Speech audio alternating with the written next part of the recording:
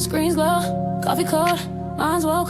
2 mics, 1 code. Yeah. Scrolling through the chaos, headlines loud, hearts numb. Then I hear that drip talk, cutting through the hum. Gem with the side eye, true stain with the data in his cup. They don't just gas up dreams, they show you how to level up. Oh, from the hustle to the headlines, from the culture to the grind. Every angle, every timeline, they lace and never waste your time. Welcome to the daily drip. Let it run, let it run, let it hit. Oh, tech and politics, stacking common sense. Turn it up, feel it in your chest. Clicking, let your future flip like describe your own ascent. Every gem, every take, every tip. Oh, yeah, they make it make sense. Yeah, I'm tired from the doom feed, faith and rent thick algorithm playing mind games, selling you the same quick fix. Then I catch that real talk about credit scores and crypto slips. Union fights and AI rights, and why your boss be talking slick. Left lane, right lane, truth rise in the same frame. If it's cap, they call names. If it's facts, they fan flames. Oh yeah.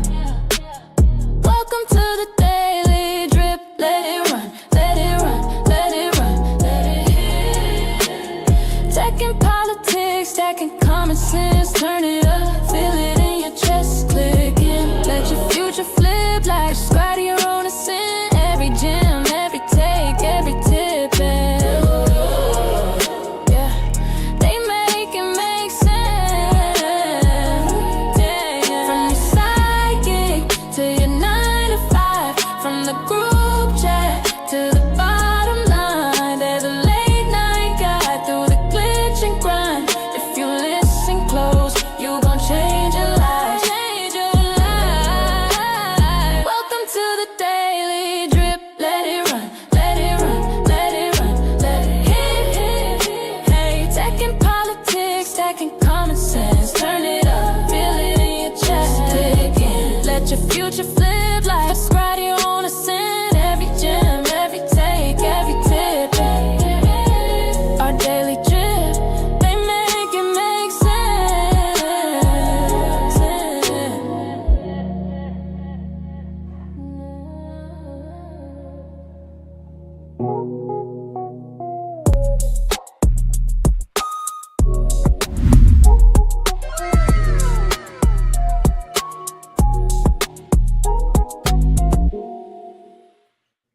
Welcome to our daily drip show. I am your co-host, Jim Jones, in the building. So happy y'all could be here with us.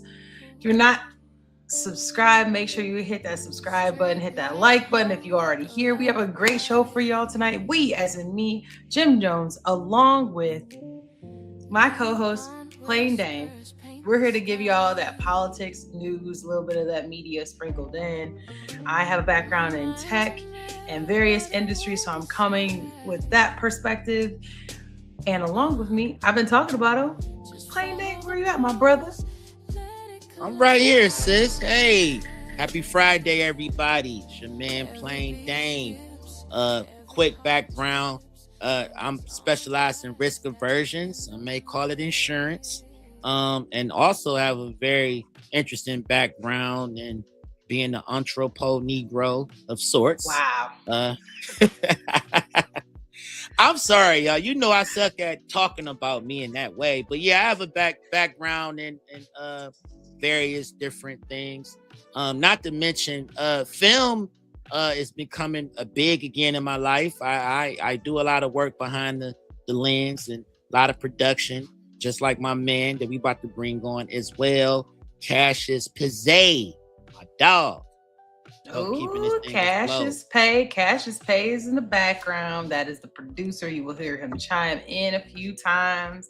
And yes, we appreciate him. So appreciate the whole crew. Like I said, if y'all ain't hit that like button, go ahead and do that. It's free. Don't cost you nothing. If you're not subscribed, hit that subscribe button. If you're a little skeptical, just hang tight. We'll show you why you want to go ahead and subscribe. Cassius Pay, say hello to the people. What up, people? I don't do anything with film or nothing like that. Why are you trying to get all into my pockets? So he says. So he says he's a jack of all trades. You know. Yes, and shout out if you want to I subscribe, you're part of trade the I coins. Squad. I trade Check us out. stocks. Yeah, we'll get to some That's money about it. stuff too today too. It's gonna be interesting. And check out the socials below. That's where y'all can find us. We are everywhere. We are absolutely everywhere. And you So never there. right. So Right. tonight's Oh, no. episode, y'all, we're gonna ask one question: are we declining as a society, or are we just getting cheaper biscuits? Now y'all know we're gonna go ahead. We're gonna go ahead and start talking about some of the mess. We ain't gonna get into the biscuits quite yet, though. First, we're gonna start off with talking about being American, right? Everybody knows about the Strait of Hormuz. There's a lot of turmoil kind of going on in the United States as far as the economy is concerned with inflation. Everything has gone up. People stressed out. If they're not stressed out, maybe they're not stressed out, but people I have heard are stressed out, and so much that in this article they're talking about actual sleep deprivation. Let me see. Shout out to Samia MVR. We're doing well. Thank you for popping in. Appreciate you. Make sure you hit that subscribe button, that like button, y'all, if you ain't did it yet. So, according to Yahoo, they stole this from Fortune, not me. Yahoo did. Tristan and Bo talked about, hey, American work ethic. Everybody's working so hard and also worried about their job that there's a lot of sleep deprivation. This is linked to obesity, depression, and even early death. Listen, sis looks stressed. Right here, this face. Yeah, she She looks I ain't gonna. I'm gonna hold my comment on what she looked. So they're saying that Americans are sleeping less, and in 2024, 30%, almost a third, slept on average less than 7 hours a night. Now, if you don't know anything about sleep, they definitely standard is somewhere between like 7+ hours a night. Anything less than that, you're teetering into, you cannot have, trying to work out, you lose on workout gains. If you're trying to have memory retention, those things involve your actual health. So that only 54.8% at that time, according to the CDC, woke up feeling well and rested. That's super important. Regulation of your body is important. Sleep and a good night's rest matters in general. So I will put this in our notes so y'all can actually get these numbers, but I'm going to share a video next so we can actually see a video on that. I want to let y'all see that it ain't just the article. Ain't just the article in there. So let's go ahead and hear why sleep deprivation is horrible. And then we'll get into why this is important with some of the things going on, and then we'll tap on what's going on in the economy that's probably also stressing folks out. So let's go ahead and listen to this. Sleep deprivation is so bad. 60 million Americans have chronic insomnia. And when you sleep, your brain cleans and washes itself. And so if you're not sleeping 6.5, 7, 8 hours a night, trash builds up and you feel tired, you feel sad, you can't focus, you sort of seem like you have ADD. Focusing on good sleep, which is So before we continue, let's think about this. If you've ever had to teach somebody a new skill, if you ever had kids or watched kids, you can tell, like, you ever see the people with sunken eyes who just look tired? It really does impact their overall performance. This is important because if people are so worried about things, chances are this is transferring in their life as well. So when Americans are saying, hey, I'm stressed, economy ain't been like good for a while now. It ain't like it just popped up today, but people are sleeping less. We'll get into the spending habits a little later on the show, but I'll continue. Plain Dame, Cash to Pay, y'all got anything to add before I continue? I mean, yeah, I am one person who have had a lot of issues with sleep deprivation, if you will. On a good night, that's part of the reason why I joined the 24-hour gym, because on a good night, man, I probably would get 5 hours of sleep sometimes. 6 if I'm lucky, so this really speaks to me here. I have worked out a few different ways to actually get some extra Z's, but I'm not gonna lie, going harder in the gym had me going harder on the sleep. So it kind of worked for me. I can't speak for everybody else, but this. You saying get more sleep helped you go harder in the gym? Is that what you meant? Yeah, like if I mean, for some reason, like it translates. So like if I'm waking up on the average at 4:30 and going into the gym usually. If I work out that day, 9 times out of 10 at night, I sleep better. You know, like my body has gotten, I don't know if it's just I have built up energy I need to get off. I don't know. It's hard to explain, but it's like my body has an internal alarm clock that's just like, bro, get your ass up, go to the gym, or just get up, period. You know, so I've been getting better sleep lately, though. I will say that. All right. I think that. So I'll add a little bit to it. Okay. Yeah. So America is literally, tired trying to get rich, right? That's the main thing here. And They always survive. say you sleep when you're dead. All that kind of stuff. People always emphasize getting a bag though, so we'll put it in that regard for people. But poor sleep costs, right? $280 to $411 billion a year. So that's about 2 to 3% of GDP in lost productivity, and that's due to two things: health costs and burnout.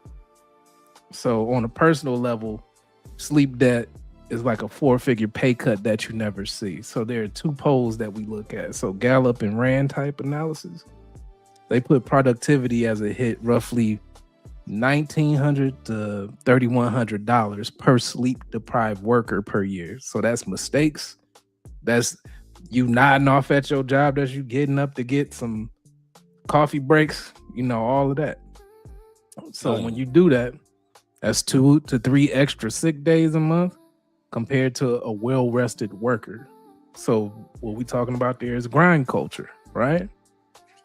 And, that's where you can work on bad sleep. And the math just says that you're that you're out earning your own slowdown. That's really what's happening. Every groggy hour at work is slower output, slower promotions for you, while your body quietly racks up healthcare bills. So you got to think about that when it comes to chronic diseases that come from this type of behavior. You're going to work yourself into an early grave. So the bottom line on this one for me is you might think that you're hustling harder, but if your sleep is trash, you're basically tipping $3,000 a year with Team No Sleep, putting it right in that jar for that religion, right in that collection plate. Sometimes it don't happen right away. It might your crash and burn might be a year from now, but it always catches up. Like it just is what it is. I've seen it happen too many times. I've seen people have heart attacks on the job. And mind you, I have a desk job. And I've seen people fall out and grip their chest because worry and overly working themselves and not sleeping properly. So that's important, man. Get you some Z's, please. Yeah, so I don't think we have to stay too long on this, but we don't really talk about mental health a lot of times. Like we'll go on social media, everybody's like, oh, I think it's actually Mental Health Awareness Month too. But we talk about mental health a lot, but we don't talk about like your actual things that you can do for yourself. Because I don't think that sleep qualifies under like the mental health realm. Like I think it's like under just health itself. And that contributes so rest allows your body the opportunity to I don't want to say kill off the cells that are like dying or slower or whatever, but yeah, you're like repairing yourself so that way you can be your best and have more oxygen flow and just your body to be able to renew itself. So you just slow down. And that's why like when people, if you ever buy a heart rate monitor and you go to sleep and you check the heart rate, like your heart rate is normally not up here when you go to sleep. If you are, go get checked, you're having a heart attack.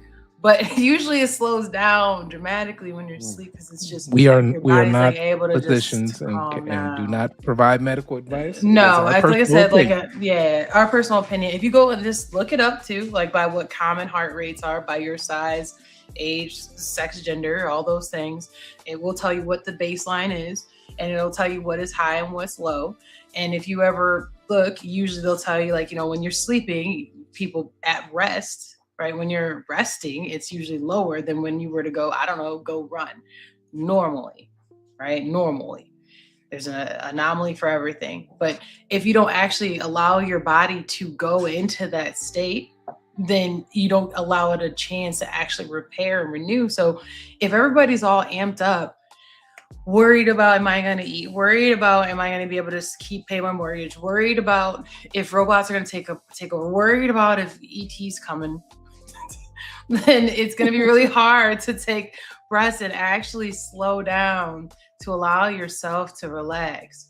Oh, look, Joe in the chat. Shout out to Joe. What? Yes. Also What get up, your Joe? steps in, right? Like you do have to, we're not physicians, but, talk to your nutritionist, your doctor, all the people about your health, but people don't talk about sleep and health. And so just wanted to also start off mental health awareness around sleep, because also, I don't know about y'all, but for me, I start getting a little loopy if I haven't had sleep for a while.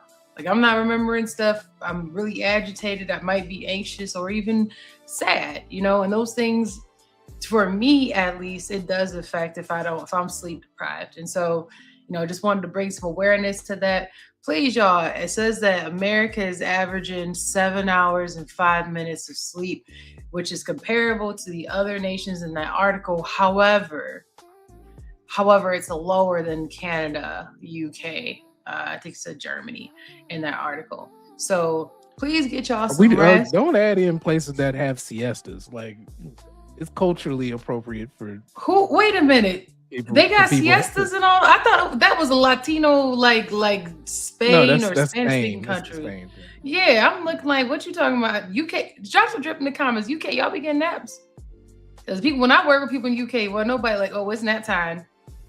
I've never heard that. Yeah, I got some nap time today. Just know that. That's important at a certain age. I don't give a damn.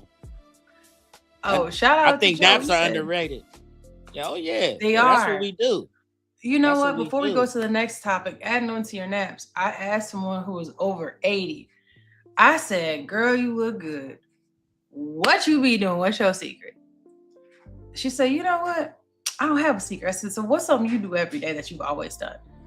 She was like, "I take naps." I said, "Word." She looked good. She over 80. Baby, she don't look nothing over 80. She is definitely goals. And she takes a nap every day. She said, for the most part. And she says she's been like that since she is a kid. So I was like, I need to start taking me a nap. She gets her sleep. So to me, that rest and repair ask your elders. When you meet somebody who like 100 or something like that, just ask, like, hey, what's something you do that you've been doing? Because, hey, look, you made it to 100, so can't be that bad. Hopefully it's not smoking. But hey, look, I smoke a pack and I'm just kidding. I'm talking about somebody who's 100. George Burns, when he old as hell, and living like a rock star, right? Stogie in his mouth, right? Stripper on his lap. He lived that life. You understand me? Especially in the 80s. Right. Well, you know what? At this point, Americans don't sleep. But we do. La pausa. Really? We do, like to have our little treats when we can. And Delta said, not on our flights. Y'all heard they shut down Spirit. So what we about to do is we about to tighten that up. Be giving y'all too much free stuff. So to add on to high prices and stuff. Oh, shoot, the biscuits. Yeah, they said what is that, next week? They starting in 10 days, y'all. They got a criteria. You ain't getting no snack or no drinks for the whole flight. They the new Spirit. Shit. All the airlines Spirit. They said, oh, they out here, we outside. We about to take that over. No, what it is you can get it if you pay for it, but we ain't right. That's what that is. That's all that is. It's gonna be on the menu. Look, everybody from here on back ain't getting no snacks, no drinks. Right, these biscuits ain't free. You sitting there to you tail go to the hell. bathroom, don't you? Then that's good enough. They gonna put a lock on that. They gonna have a code. The toilet back here. They gonna give you 3 minutes if you ain't paid for first class on the bathroom. It's gonna be beeping. You said you about to tell go to hell. No, I mean, I'm like, I don't know how much money they was spending. That's how much was they spending on biscuits? Huh? Yeah, what was they spending on biscuits? Right. Like, my Lord. It said, so if your flight is under 349 miles, so LA to San Fran, New York to Boston, Atlanta to Charlotte, you ain't getting no beverage and snack no more. Unless you no soup for you. Hold on, you said New York to Atlanta? No. It says Los Angeles I was gonna to say San Fran, that's gotta be like a New York to Boston, Atlanta to Charlotte. Anything Atlanta under to Charlotte. 349 miles. So was that 40 So minutes? it said, 40 but minute flight? what was that, about an hour?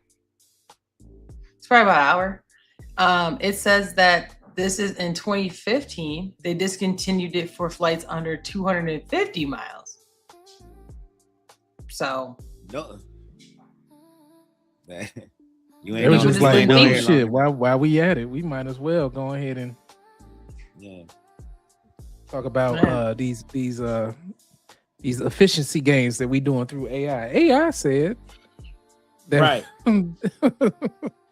but it does say No, it said the decision comes due to the disruption in the airline industry because Spirit went out of business, citing a 2.5 billion loss over the past 6 years.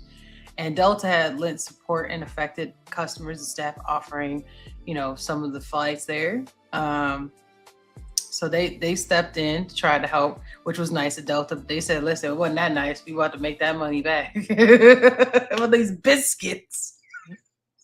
give me mine. He said, God, look, how can we cut? Okay, no soup for them.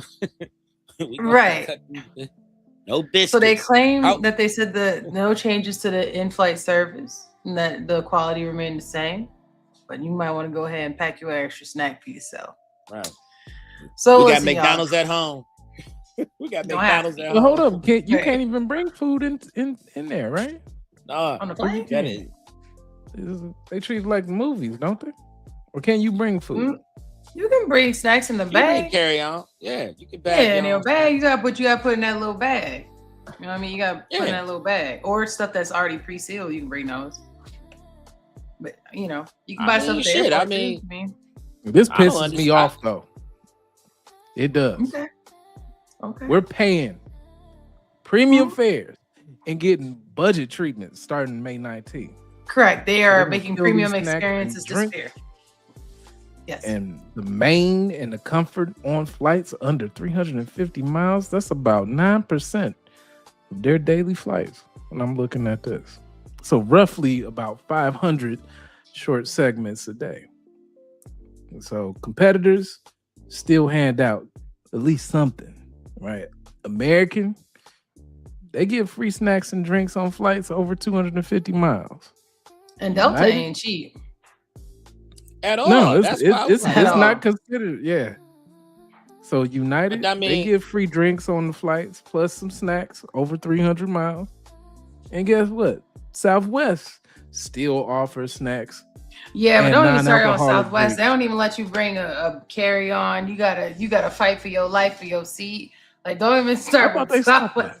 Man, the Southwest, you can't even have. They used to let you bring 2 free bags, and now they don't even do that. Yeah. So Delta is the one that's going bare bones and basically trying to become the new Spirit.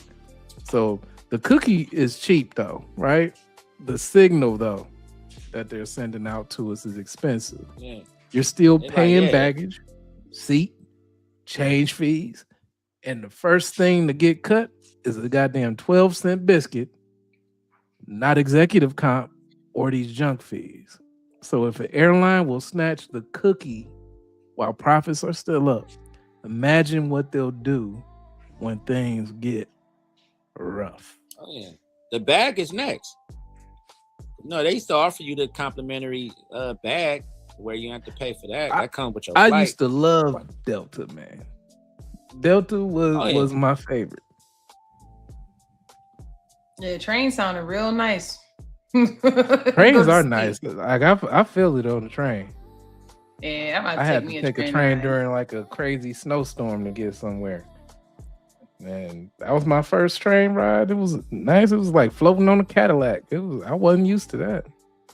Yeah. And then We was you talking get to about go to that. the little restaurant in there when you get on a good one. Yeah. They got the food cart. Yeah. Yeah.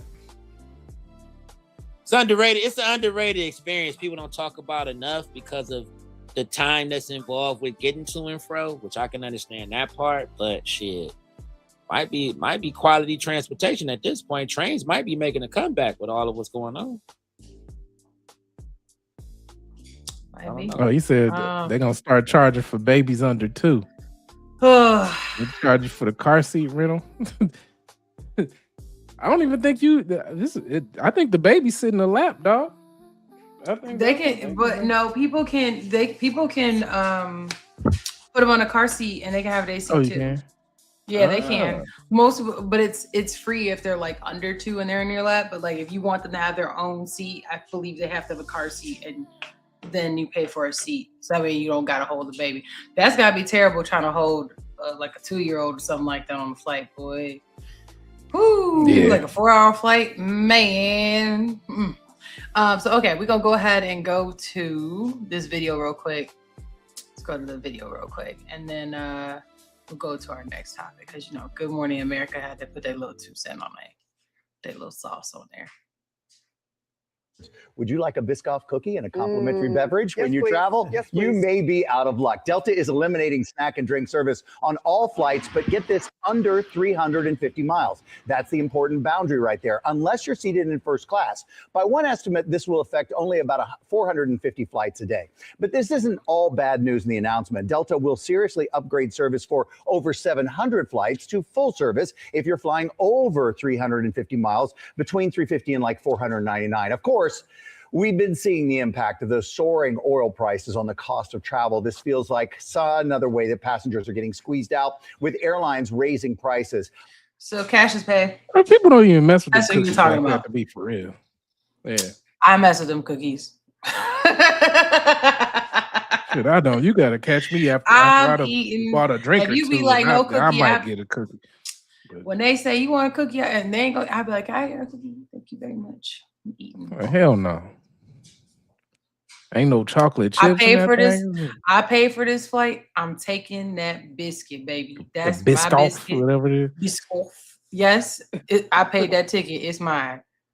So let's see what else GMA have to say. Up an average of almost 20% since the Ooh, war 20%, with Iran started. wow. It is also coming at the wake of the collapse of low-cost carrier Spirit Airlines. Spirit CEO Dave Davis cited the rising fuel prices as the reason for that shutdown. Passengers now having fewer options when to fly, and beverage service as well. The move by Delta is not unprecedented. If you look at the others, United doesn't offer snacks for flights under 300 miles, and American's cutoff is 250 miles unless you request them. The change starts 2 weeks from now.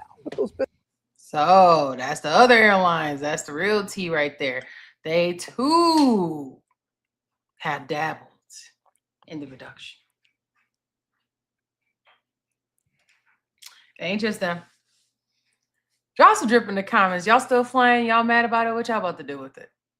To me, I would love to know. So here's my thing. If we ever bail out a business that's privately owned, because these are privately owned. It's not like these are federally owned, but they're federally regulated. Oh, you mean them cookies paid for by tax dollars?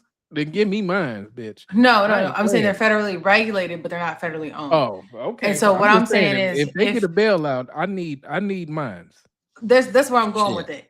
To me, if any company, and we should, this is my drip on this. I believe that legislation needs to be passed that at any point we ever give a bailout on any company, their books need to be open from here on out. If you ask me for your money, no, because like if we would have helped Spirit, cool. Where are you spending your money? Because I don't never want to have to bail you out again. It should be open. How much you paying the pilots? How much you paying? Like not that we could tell you how to spend your money, but if this happens again, we want to see where you spent the money. And that's my thing on this is if any industry of we need a bailout, cool. Open them books. That spreadsheet you was talking about. I want some pho on my flight. If we gonna be bailing some, I want to be in that mother slurping noodles. I want it with a nice beverage. Listen, I need somebody to rub my shoulders too. Shit, if I'm gonna bail you out like that, yeah, definitely. Y'all can keep them damn biscuits though. Shit, if it was some Oreos, you might have heard me a little upset. But no drink either though. You about to be dry on this flight, so you gonna have to bring your drink with you. Shit. It sounds like they're not even gonna let you buy either. Like it sounds like because the service is actually allowing you to buy too. I ain't met a stewardess yet that could tell me no. Especially on the beverage side. I'm gonna get me a beverage. Baby, go get me a beverage. Nah, that was for them other ones. So Joe said, I need these flight prices to go down. I'm trying to fly this young thick out. She needs that biscuit. Why you saying like that though? Right. You sound like a sleaze bag as he reads these. Well, giggity. I'm trying to get a character. Giggity. One, all right? Yeah, we gonna call you Stanley when you use that voice. Thicky. She needs. I mean, Stanley the innkeeper. honestly though, they're like, I don't know. They're gonna have premium. Who gonna be allowed to have the air mask above at this rate? It's just getting ridiculous. Right. Like, oh, you didn't pay premium. Share with your neighbor. Yeah, what? You and your neighbor better hug that flight jacket. Y'all gonna have to hold that mug together if we go down. Something like that. It's ridiculous. Look, to me, this is what's going on too. Like, nobody wants to talk about this. Companies are. I'm not reading that again. I'm not reading that. Yeah, get that out of here. Companies are slowly spending. Companies seem to be quietly panicking, is what it seems like. They don't want to tell us they're panicking, but they're quietly panicking. And it's translating to a soft demand. People are broke, but they're trying to look calm. So let's talk about it. It used to be, people stunting. I don't think people stunting. I don't know if they're allowed to stay able to stunt no more, y'all. Y'all ready to see what's going on with that? I'm going to chop this one up a bit, I think. Let me make sure I got the timestamps on those. This one is, let me chop this up a bit. We're going to start right. We're going to skip through. We don't need her doing all that. So the guy is an economist. And the lady is commentary. I don't remember what she is, but he is an economist. I want you to know that because that's the perspective he's going to speak to. So let's hear him out. McDonald's, the consumer spending is getting... Yeah, so they're going to start off talking about consumer spending is down. Actually, let me go. Consumer spending is down? Well, yeah, consumer spending's down. But the real issue is that consumer spending is down. And McDonald's like, yo, it's going to get worse. Like Papa John said that people ordering smaller pizzas, like, people are being squeezed. So that's where this context comes said on their earnings call, McDonald's, the consumer spending is getting a little bit worse. The CEO of Papa John says his customers are now trading down to smaller pizzas. The CEO of Kraft Heinz tells the Wall Street Journal that consumers are, quote, literally running out of money at the end of the month. And Whirlpool said today that they haven't seen demand this soft since 2008. What does all that tell you? K-shaped economy. People at the bottom half of the economic ladder are struggling, and they don't have a lot of space to absorb the extra cost, particularly of higher gas prices. And as those higher gas prices feed through to everything else, like the cost of your stuff at McDonald's, because it has to get trucked there, remember? And so therefore, what we are seeing is most consumers who don't have extra money are really, really squeezed. Then help me understand this. And Justin, I'm coming to you in 1 second. I've been saying it all week. I just came home from the Milken conference, right? Filled with the most successful investors who are talking about this like these are the go-go days. So beyond this K-shaped economy is the ultra 1%. So disconnected from the rest of the world. If you take the Forbes 400, right, richest people in the world at the end of the Biden economy, their wealth has exploded in the last 2 years. Okay, well, pause and get into that. Isolated from it. If you look. Okay. Yeah, pause and get into that so you can transform. Oh, I mean, I can talk about it. I mean, she was about to get into the top people, but I can stop here. So basically, because I wasn't ready to transform yet, but basically, people aren't spending. People aren't spending, and companies aren't gonna outright be like, we're hurting. Y'all ain't buying these Big Macs or whatever other things from the arch that we have, or other businesses that do fast food, or we ain't even talking about the sit down restaurant industry, right? Y'all are not coming to go outside, and that is a problem because we pay people to be here if you want to come outside with the assumption that you would come outside. And so when people are not spending their money there, they're still paying staff, right? Like you still gotta have the stuff cooked even if people don't show up. So they're losing business, but they're not making the money that they thought they would. And so normal people who would buy there is typically not the billionaires, right? Like they ain't pulling up every day to get them a chicken nugget meal. That's not who's buying that. So if you are using AI, or if you're like, you know what, we can just make Jill do two jobs, right? And not pay Jill and Johnny and get rid of Johnny, right? When you do those things and you start cutting down the people who work, those are the people that when they went to work, they were going to fast food. They were buying the stuff for their kids. Instead, now, we talked about this on the show the other day, they got to go buy the potato and cut it up themselves. And that potato got to go for the whole family. So this is the squeeze that they're making for themselves at this point. So that's how I'm going with that, because they're going to get into the billionaires part next. Well, I mean, to be honest, like with the advent of people having to come back into work, that's one thing, right? People used to be able to have extra money because they didn't have to go into an office. The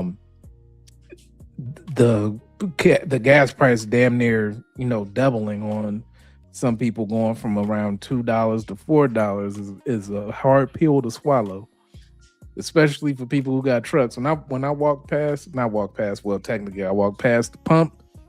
Before I went and pumped my shit, I saw something that said $480 something. I said, yeah,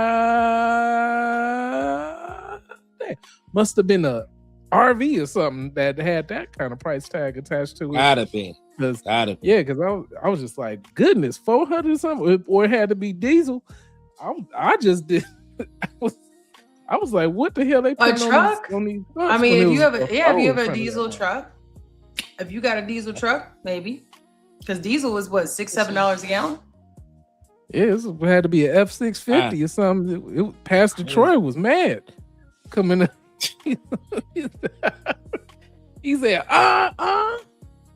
Man, the decisions I have to make, which car I'm gonna take when I skate. It's like a 50-something gallon tank. I mean, but overall, I'm looking it's like at 50-something gallon on $6-7 a gallon. It's like a 50-something 55-gallon tank. Yeah. I would tell you from a personal perspective, folks feel like they've been being robbed, and at this point, with everything shooting up, they like something got to come the hell down. We can't, they want yesterday's price. They like, we want yesterday's price. Fuck today's price. That's what they saying. So you probably won't see no big change until folks start making adjustment to the cost of things. Because don't nobody care about a damn tariff. Don't nobody care about a damn what's being shipped. It costs what? We don't care about none of that. If the demand is down, then they're going to have to change up what they charge. So people don't want to go and spend that money no more. Buying dinners is becoming a thing again, as in buying dinner to cook. People making spaghetti more often again. Yeah, we're getting food. All that extra, you're going to get that, baby. We got McDonald's at home conversation when you talk to the kids. So, yeah, I mean, gas price too damn Right. high. So that's where everything else suffers. We've seen this before. So we have them talking about this, and then we're gonna get into credit card spending next. So this is like going into the financial stuff. So I'll let them talk a little more because I want him to talk. It kind of gets to the point. He was actually kind of funny, but I want the economist to talk a little more. This is an administration, the first Trump term and the second Trump term. Boom. So also look at this. So this was this is like literally today, but look at this. A month ago it was what 40 cents less, and a year ago it was $1.40 less. That's crazy. And they talking about averages. Averages, y'all. So if you in California right now, Add $2. you gotta add $2 to that shit. Yeah, $2. That's crazy. All about lowering energy prices and an incredibly successful record in doing that. You saw yesterday, energy prices came down below $100 a barrel. We're in a good place. We're in a good place. Did you hear that? He said we in a good place. No. I hear that. All of that lag. I It's guess not like everything else goes in. I'd like to think Sean Duffy watches this show, but maybe he doesn't and Well, doesn't he had realize his- that he got gas his in face- California he is over said, $6 "Oh, a you know what?" gallon. But he's welcome to watch or come on. I just love the idea of an energy secretary boasting in a moment like this. I mean, it baffles me. Look, Steph, I actually have a PhD in economics. I studied for years. I've read thousands of research papers. And right now I'm on television trying to tell the energy secretary that energy is expensive. It's not that hard. But then explain what's happening. He looks stressed. Look at his eyes. Explain to us what is happening that you are watching Just the filled up energy his tank. secretary, the transportation secretary on TV speak to the American people and say the opposite of what our actual lived experience is. You heard me just rattle off to Rook what we're hearing from McDonald's, from Papa John's, from Whirlpool. Oh yeah, Whirlpool said that too, Look, which is Steph, wild. you just turned me from enjoying a laugh to actually a deep sense of angst. This is the post-truth moment. Some of us believe there is a thing that's called the truth. And if we can't speak to it, if we can't recognize it, if we can't see the problems of our neighbors, we can't address them. This is a profound shift in how American politics works. It's one that throws all expertise out the window, but it's not just expertise, it throws out reality. And more than anything else, that really fundamentally offends me. For the past 2 years, So, what are y'all thoughts before I get to the next one? Do y'all think that that the energy secretary is just looking at the data itself versus like subjective information? Or do we think that, there's a really big disconnect between what the average American person actually experiences? So like in this situation, I'm a just try to simplify it as much as I can. It's like, hey, you getting punched in the face. You could be getting punched in the face twice. It's not that bad. It's like, no, we're not gonna get used to getting punched in the face, dude.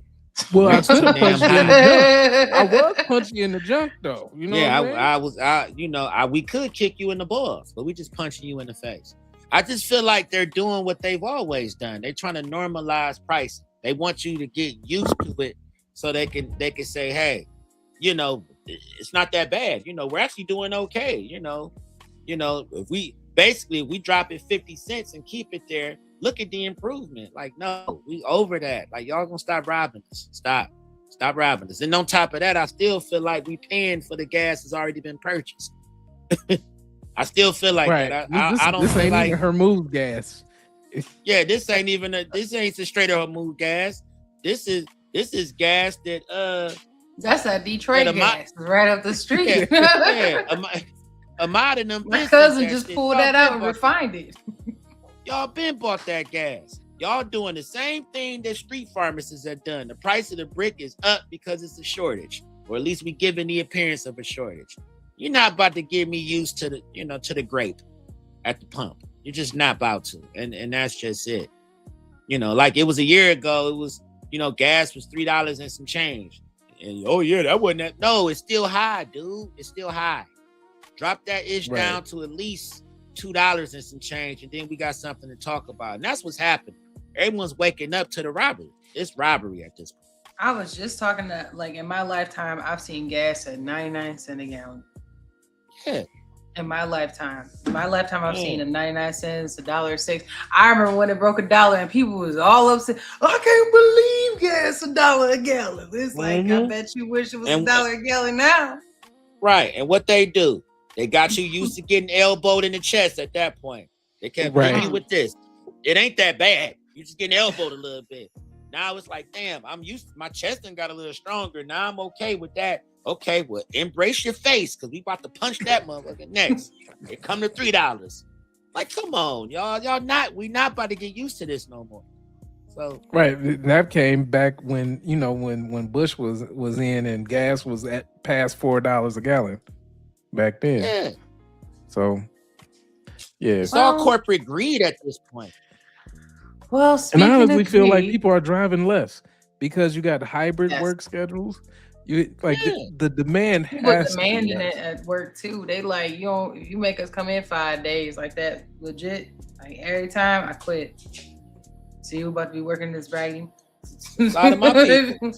Hey, a lot of my people like, dang, I know you in the office, but you less than 15, 20 minutes away from work. I gotta drive almost an hour, bro. I'm only gonna see y'all twice a week. And who am I to argue with that kind of logic? Because this gas is high as hell. Because it's $100 for him to come to work. Yeah. Yeah. And a lot of the people I work with, they got tiny cars. These are younger people. They don't have big families. I'm probably the only one in the office with like a large family, with extra kids and all that. So yeah, man, everybody's tired of the robbery. It's getting old.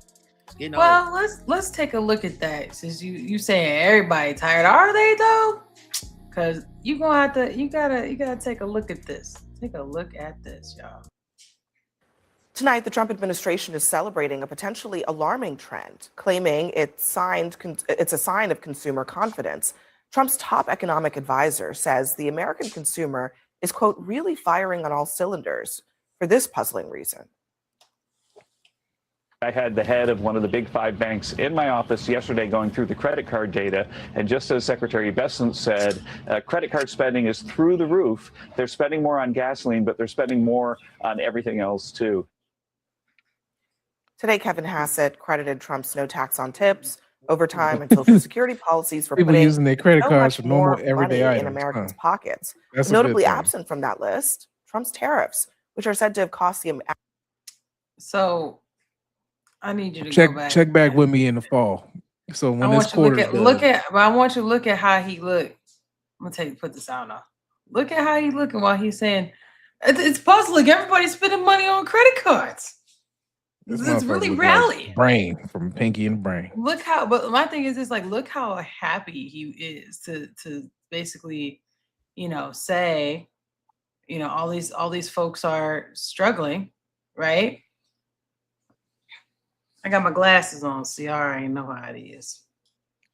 I already know what it is.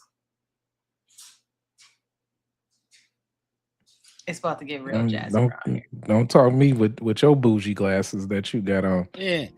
Go ahead. I'm trying to make sure I got who gonna get it in? Because I'm ready if y'all not gonna do it. You go ahead, because I gotta make sure I get that part. Okay. No, I got a little bit. I'm gonna let it play a little bit more, and then you go ahead and get it in. Okay. All right. I was just trying to make sure that because it's gonna be so. Kevin O'Leary is going to hop in and discuss a little bit, and then I'm gonna break this up into 2 parts.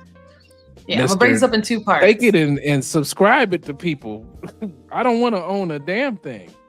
I want to lease your company, and then at the end, sounds like a rich guy. If you pay me back, then I'm gonna make you pay me a fee to sell your company again. Yeah. Right.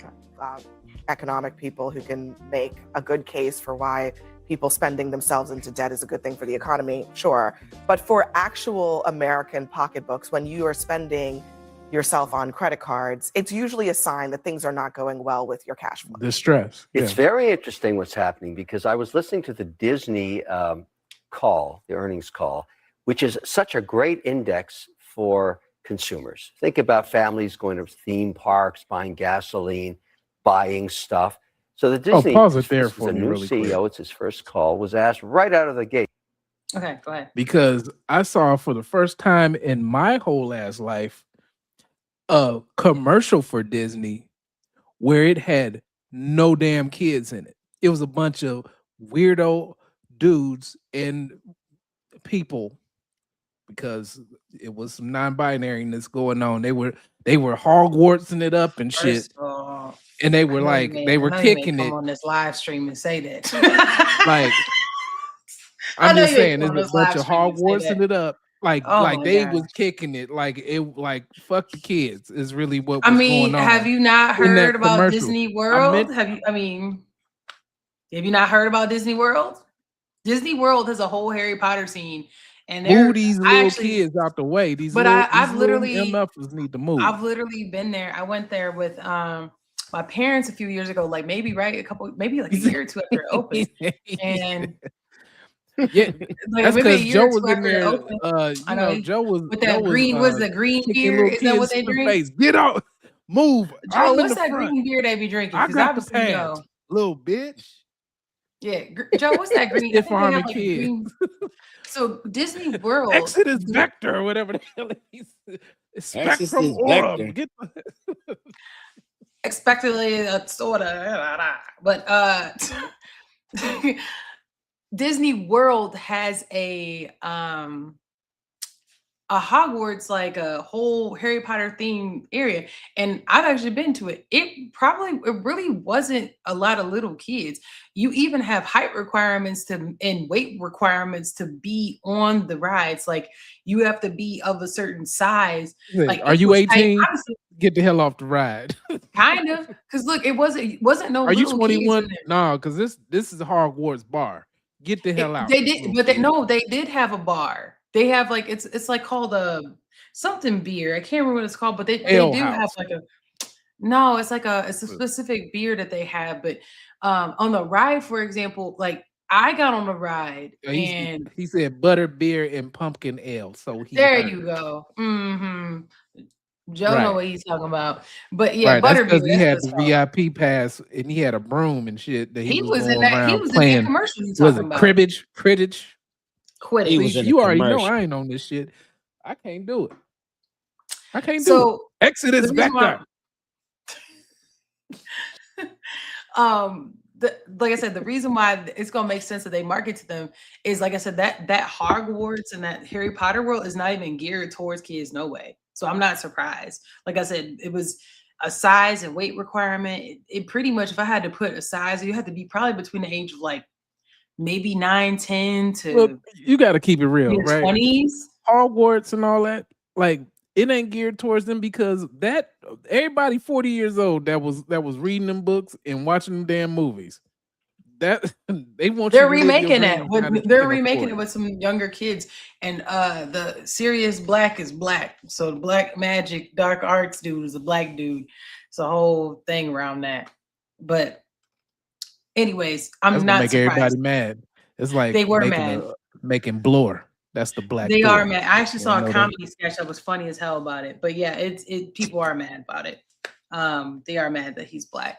But yeah, I can see people, they should really market the Harry Potter world to adults. It's really Gen Z and millennials who are going to be their target audience. So they're adults. So sounds like smart marketing to me. But yeah, he's talking about the Disney call. And basically what he's going to say is that in this call that people are still spending and going, which tells them that people are making it a part of their budget to actually partake in this. And she's like, well, yeah, but just because they're partaking in it, That's not that budget. doesn't That's mean that they're not doomsday using spending. correct. And she said it's not like they're not what they're saying with this credit report is that they're partaking in this, but they're using their credit to do so. And this is not fiscally, financially smart. And they're like, well, but this dude is so Just admit it, man. It's cool. It's cool. Right. You rock out. I'm sorry, not Sirius Black. I'm sorry, you're right. It is.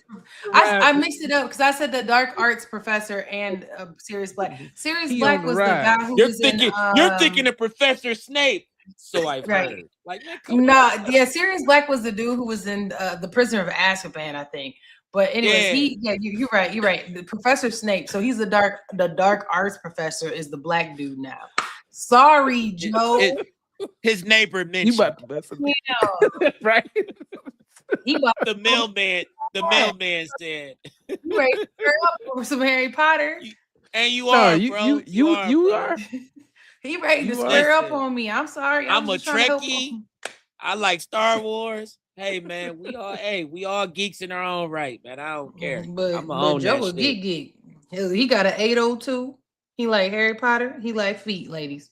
Right. He said the 304s be educating him about it. It's not nothing he's directly into. He just got friends of friends. He just heard about it. He just so he's heard. Yeah. So he heard. Rock out, bro. Shout out to Joe. Shout out to Joe. That's my dog, Joe. So that's basically in those calls, and she's questioned. Even though people are paying for it, doesn't mean that they're using credit. So then they're going to continue the conversation. So it's going. It's hard. Your home. I have no idea what he said. No, I'm just saying instead of credit, it's buy now, pay later. It's Klarna. It's Affirm. That's still going on people's credit report. Counts as credit. Boy, let me see. But they done probably maxed out. That's crazy.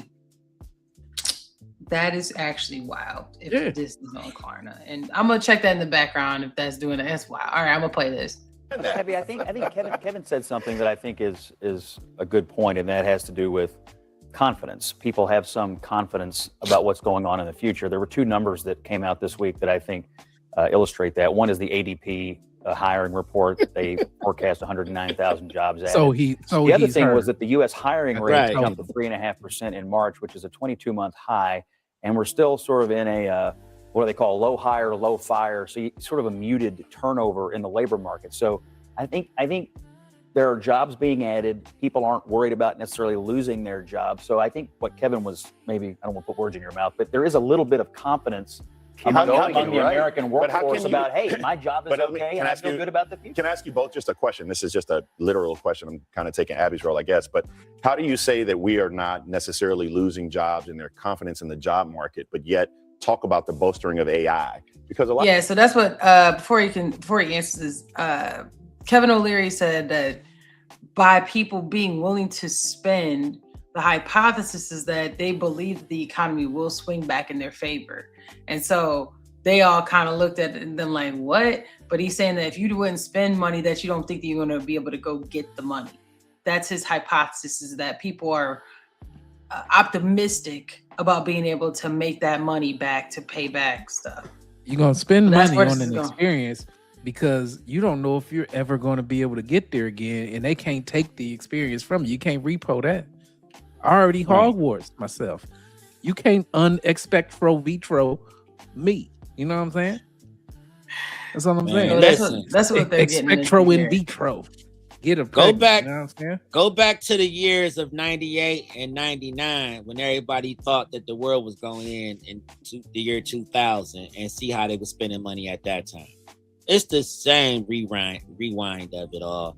Oh, we're going to war. They're going to blow us up. They're going to do this. They're going to do that. I'm going to Hogwarts. People were making excuses to spend money. People was making excuses to spend money. That's what people look for. They look for reasons. I'm saying that's you always wanted to be a Slytherin or whatever. Then right. That's your closest thing. Get that black ass cloak and take your ass down there. Right. With 4 payments.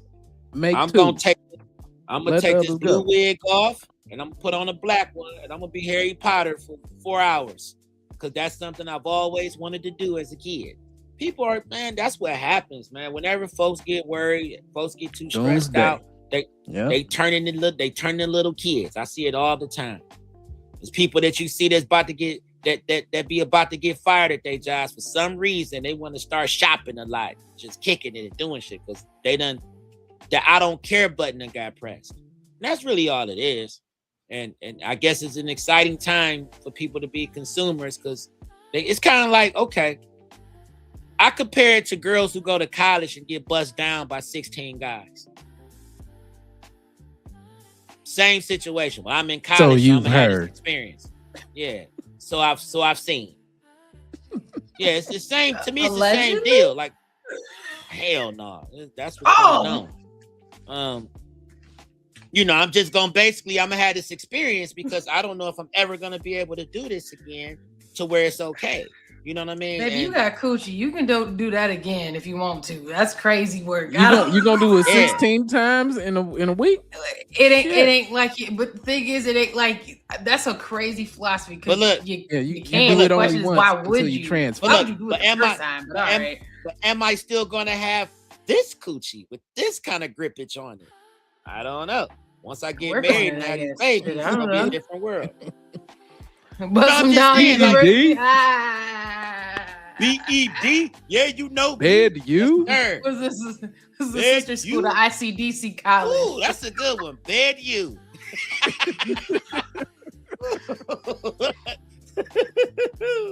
That guy good. No, but no, for real, it's the same thing. It's like we're gonna have all these experiences, we're gonna do all this extra shit because I don't know if I'm ever gonna do this again. And when I go see my therapist later, I can explain to her that I was just a wild time in my life, you know, and I'm a wild. Well, you preemptively doing that, right? When I turn 30, I'm just gonna say I'm renewed. Yeah, just a wild time. That ain't a wild time. You a wild boy, a wild girl.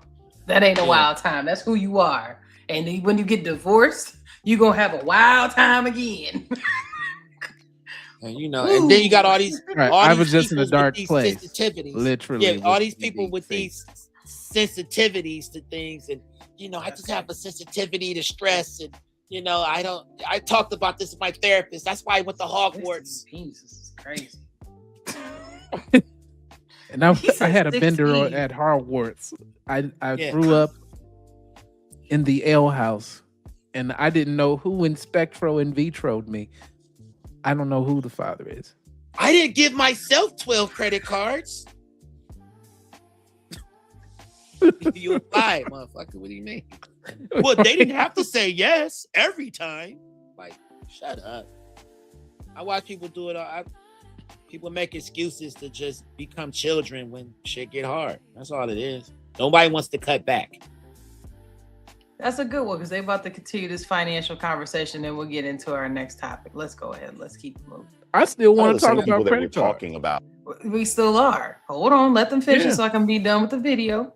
Let them cook. Are in these jobs that pay between minimum wage and maybe, you know, $20 an hour. Those are going to be the same jobs in the next 5 to 10 years that are going to be excommunicated because of AI. So what is the balance there, and how we loss of all jobs, and you're not seeing any new jobs that may be higher paying coming from AI? And I'll give you an example of exactly that. So people that used to look at the tops of Target stores and Walmart stores to look for every year cracks that they have to cover for insurance, that no longer is done by people going up ladders anymore. It's done by drones. And the people that fly the drones make 10 times more than the guys that went up the ladders. So what happens to the people who went up the ladders? Listen, the point is they... No. Yes. I'd like a very specific question. So what happened? So that's my point. What happens to the people who went up the ladders? Okay.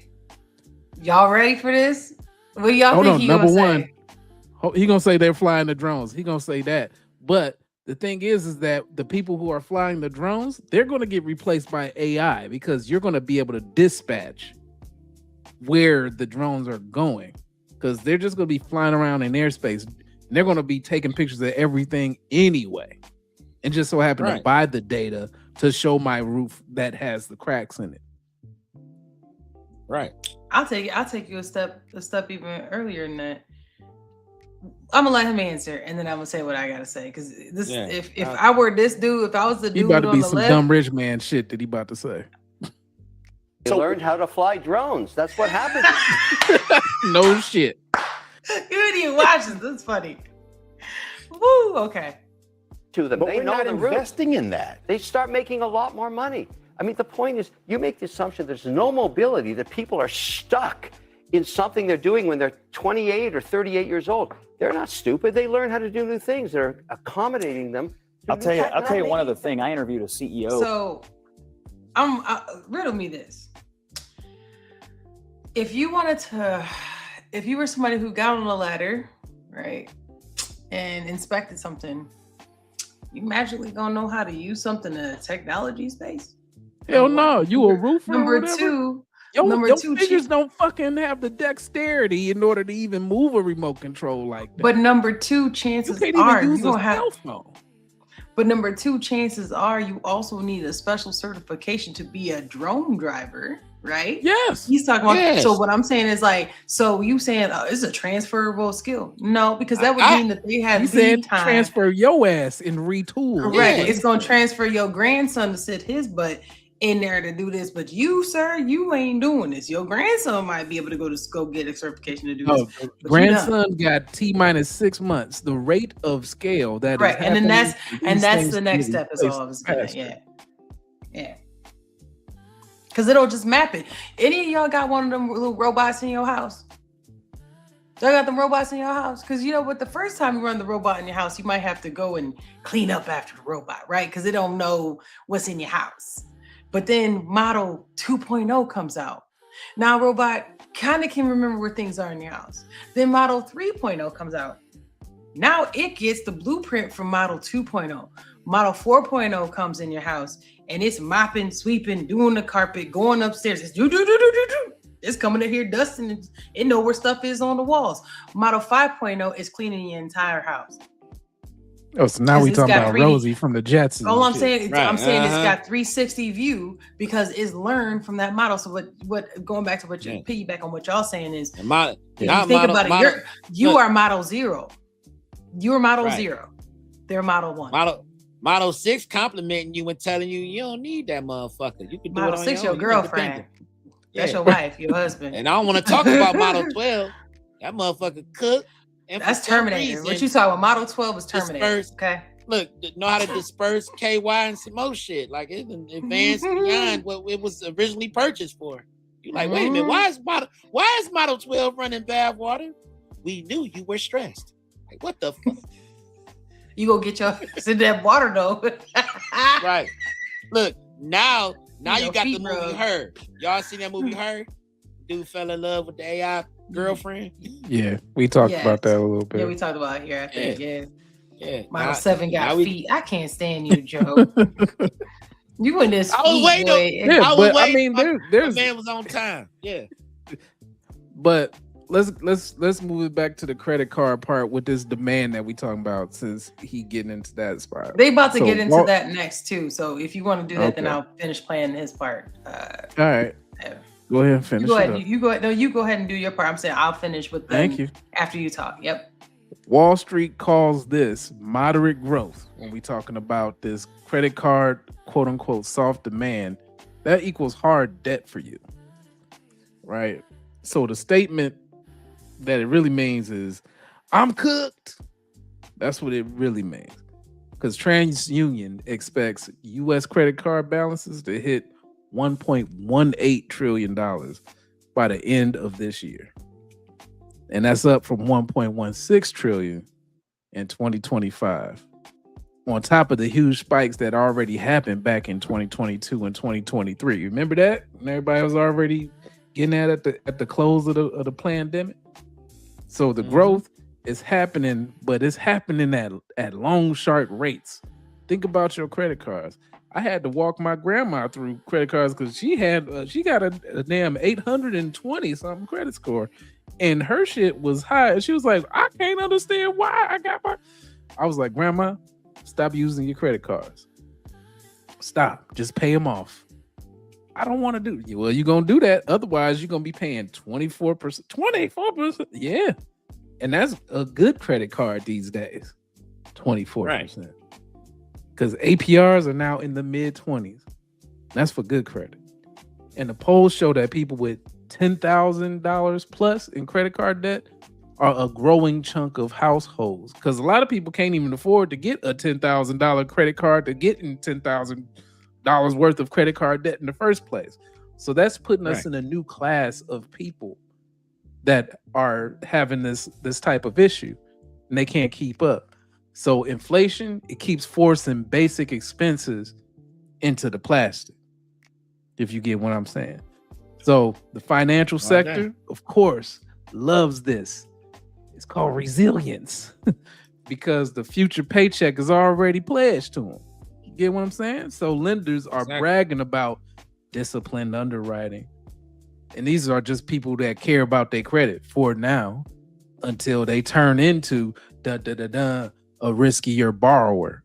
And then you start locking in higher interest rates on these same people, because we talking about the mids. So that's your 640-ish credit score going up to your 720-ish credit score.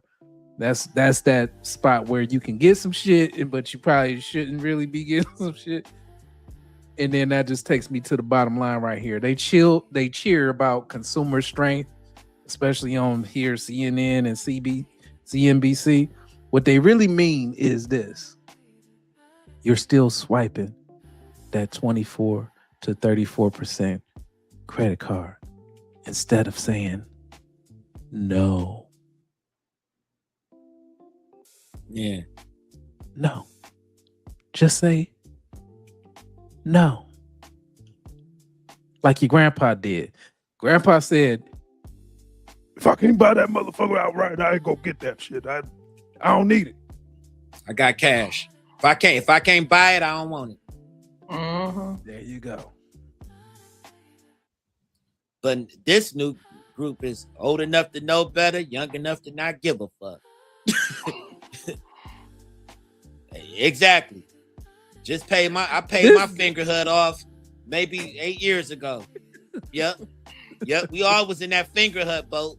In that book, look at it. Yeah. I got the shit in there, but they was, hey man, if you buy this and you pay this, it's gonna boost you. And then you saw it boost a little bit. Then you look through there, and all of a sudden you training yourself to find shit that you want in there. Now you owe $485. How? When? Right, for all this bullshit that's in here. This ain't even real gold that you bought for this damn emerald ring. At all. The rings look good when you first got them, though. I ain't gonna cap. It was all right. Yeah. But shit over with.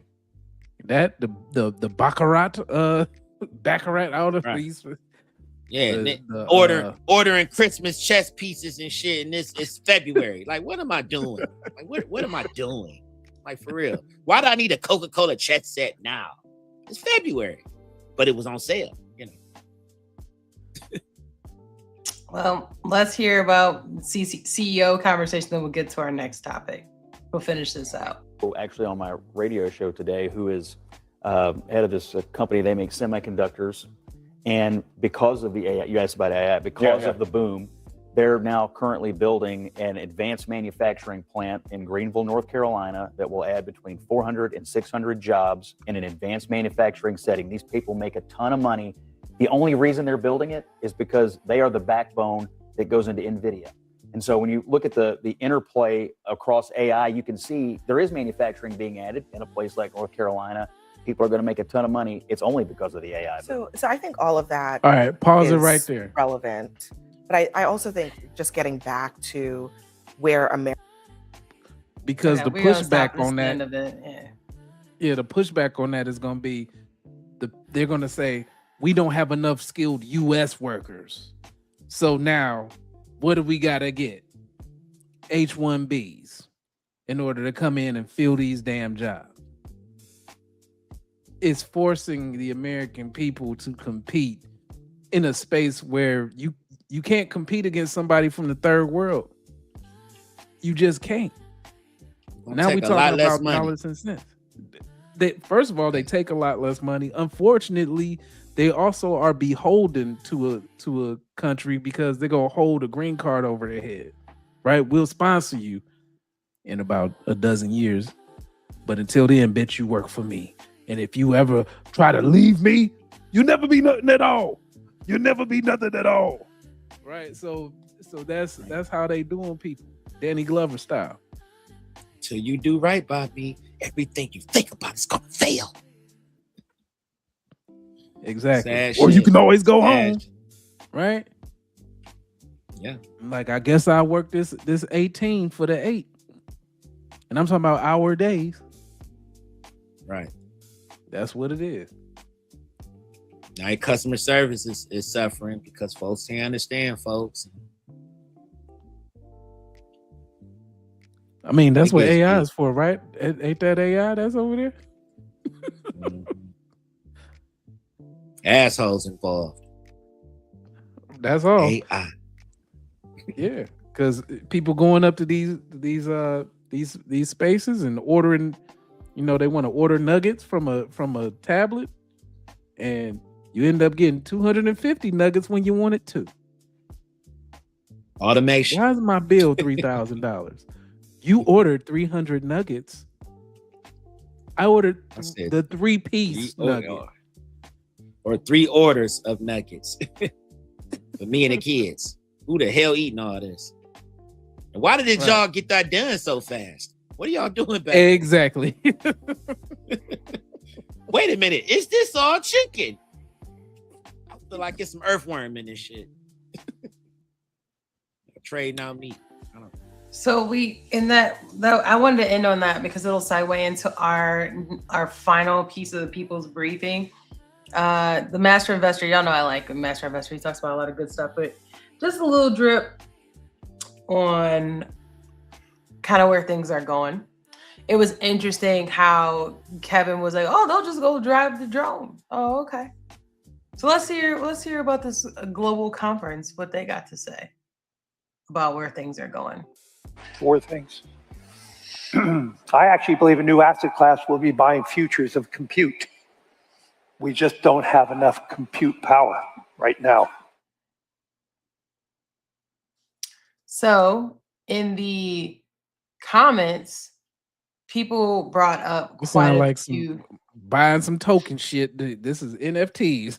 this what. Well, in the what we're talking about. comments, there were I'm trying to see if I can find it, but a lot of people were talking about it's a form of investing. They were talking about solar panels was an example, and it said that originally solar panels were just solar panels, right, to get energy and push it out, but then all of a sudden it became a part of real estate, and now you have solar panels on someone's house. And some of these people were saying one avenue is, could it be that some of the compute power comes from people's homes? Like, They already done that before. Yeah, but like, is that like people were it's that generating new tokens wave?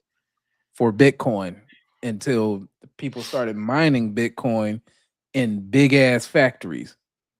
That's the whole reason why Nvidia is in the space that it's in, because people were utilizing GPUs in order to crack the token space.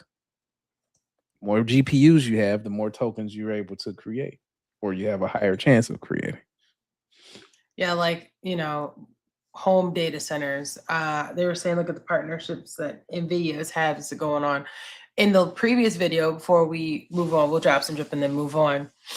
Gosh, I can't remember what his name is.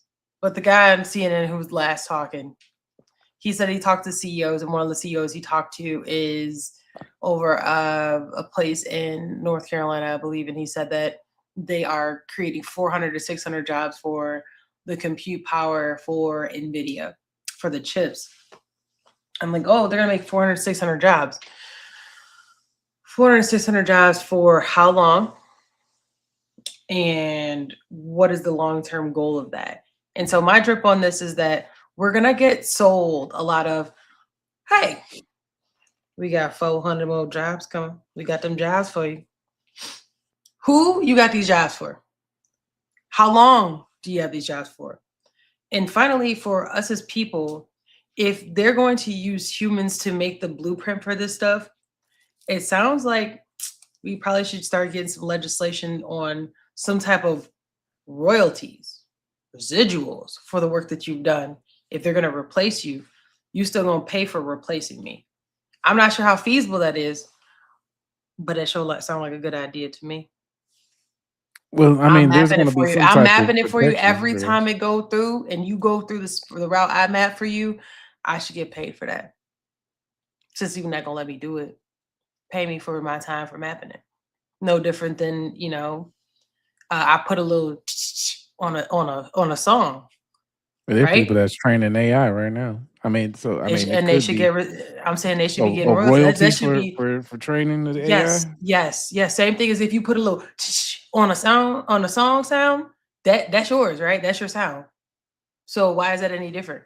I'm literally laying the architecture, right? You took my steps, That's and true. like that's how mapping works, right? So with your robot, right? So we'll get a little bit of talk tacky to me in here.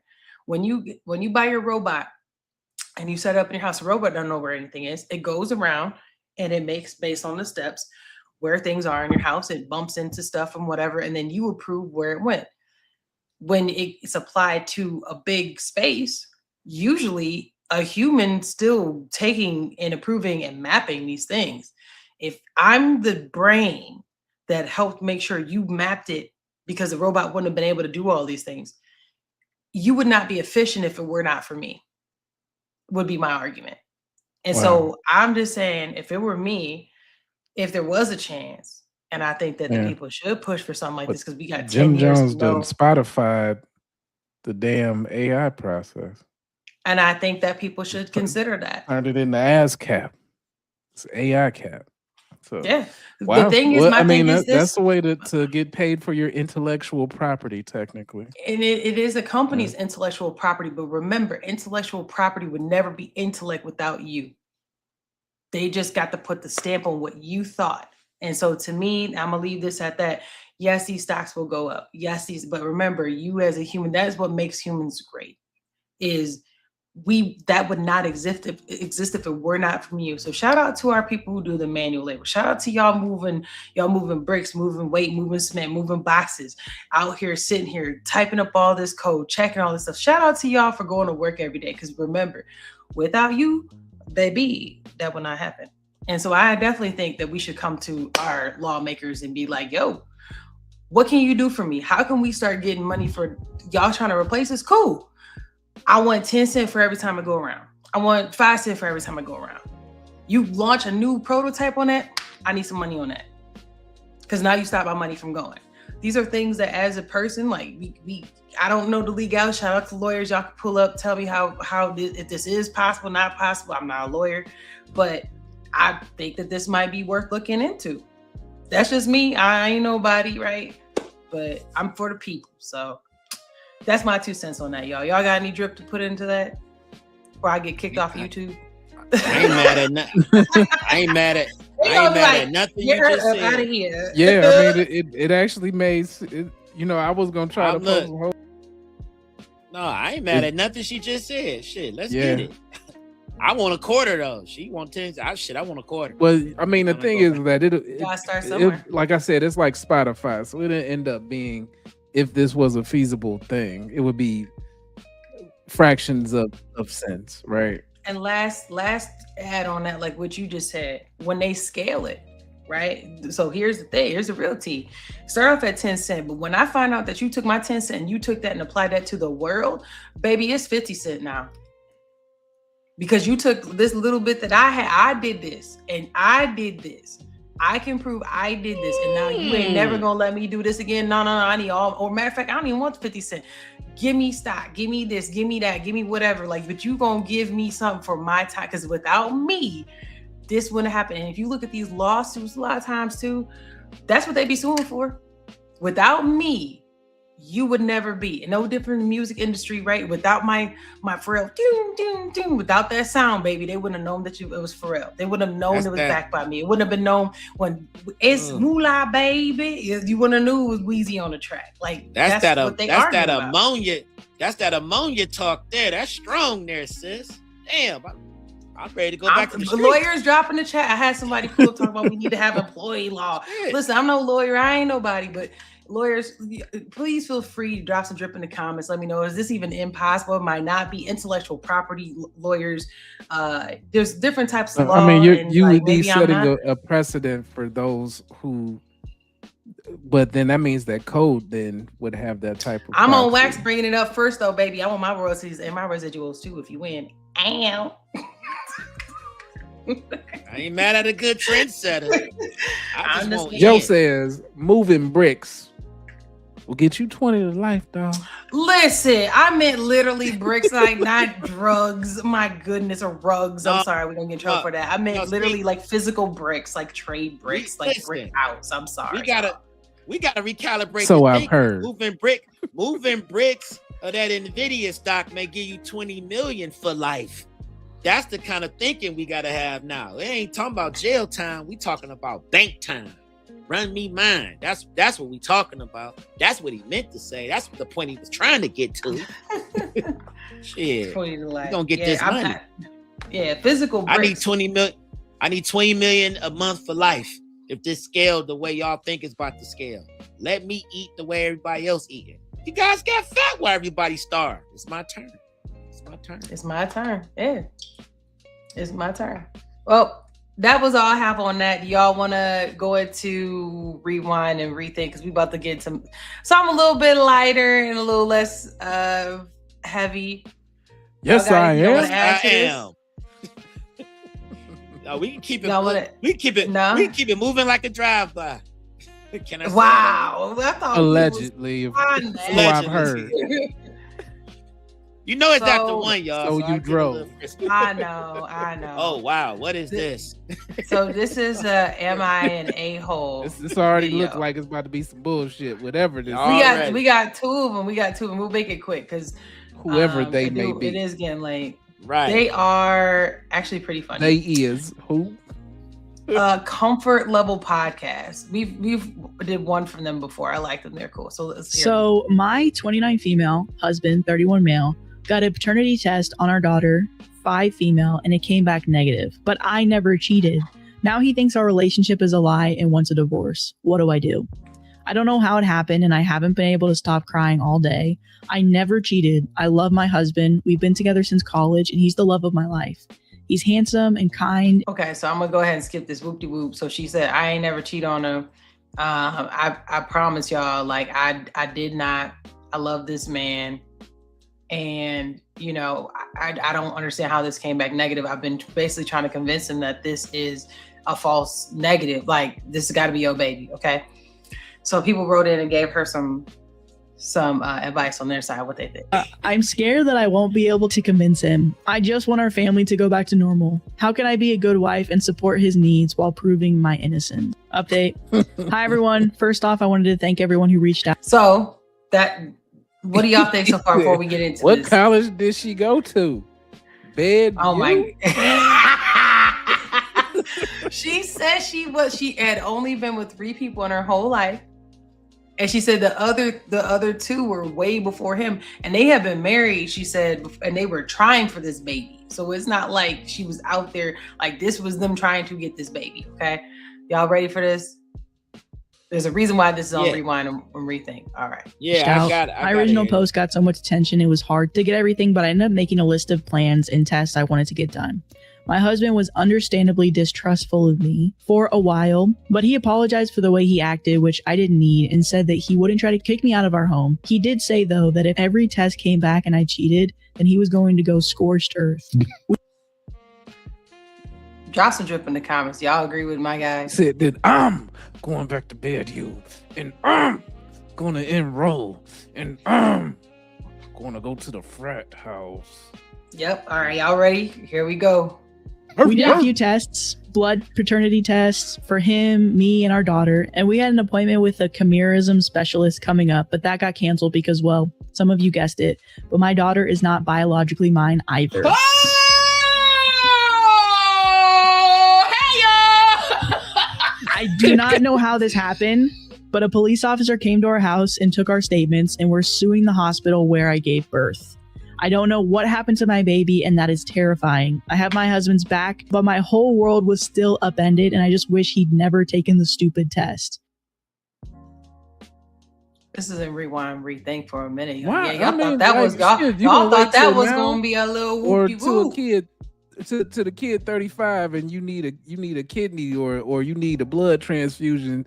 and you know, Daddy, I give you the blood transfusion. All of a sudden, how many people you done seen on that table, and then I'm AB negative or whatever, and she. I told y'all I had a cousin. I told y'all I had a cousin. His daughter was like 22. He went to jail and everything for this baby. Come to find out, he needed a kidney or something. So she was like, "Daddy, I give you my kidney. You done did everything for me." Man, they told him, "Listen, this baby can't give you this kidney." He said, "Why not?" They said, "This ain't your baby. Y'all not even related."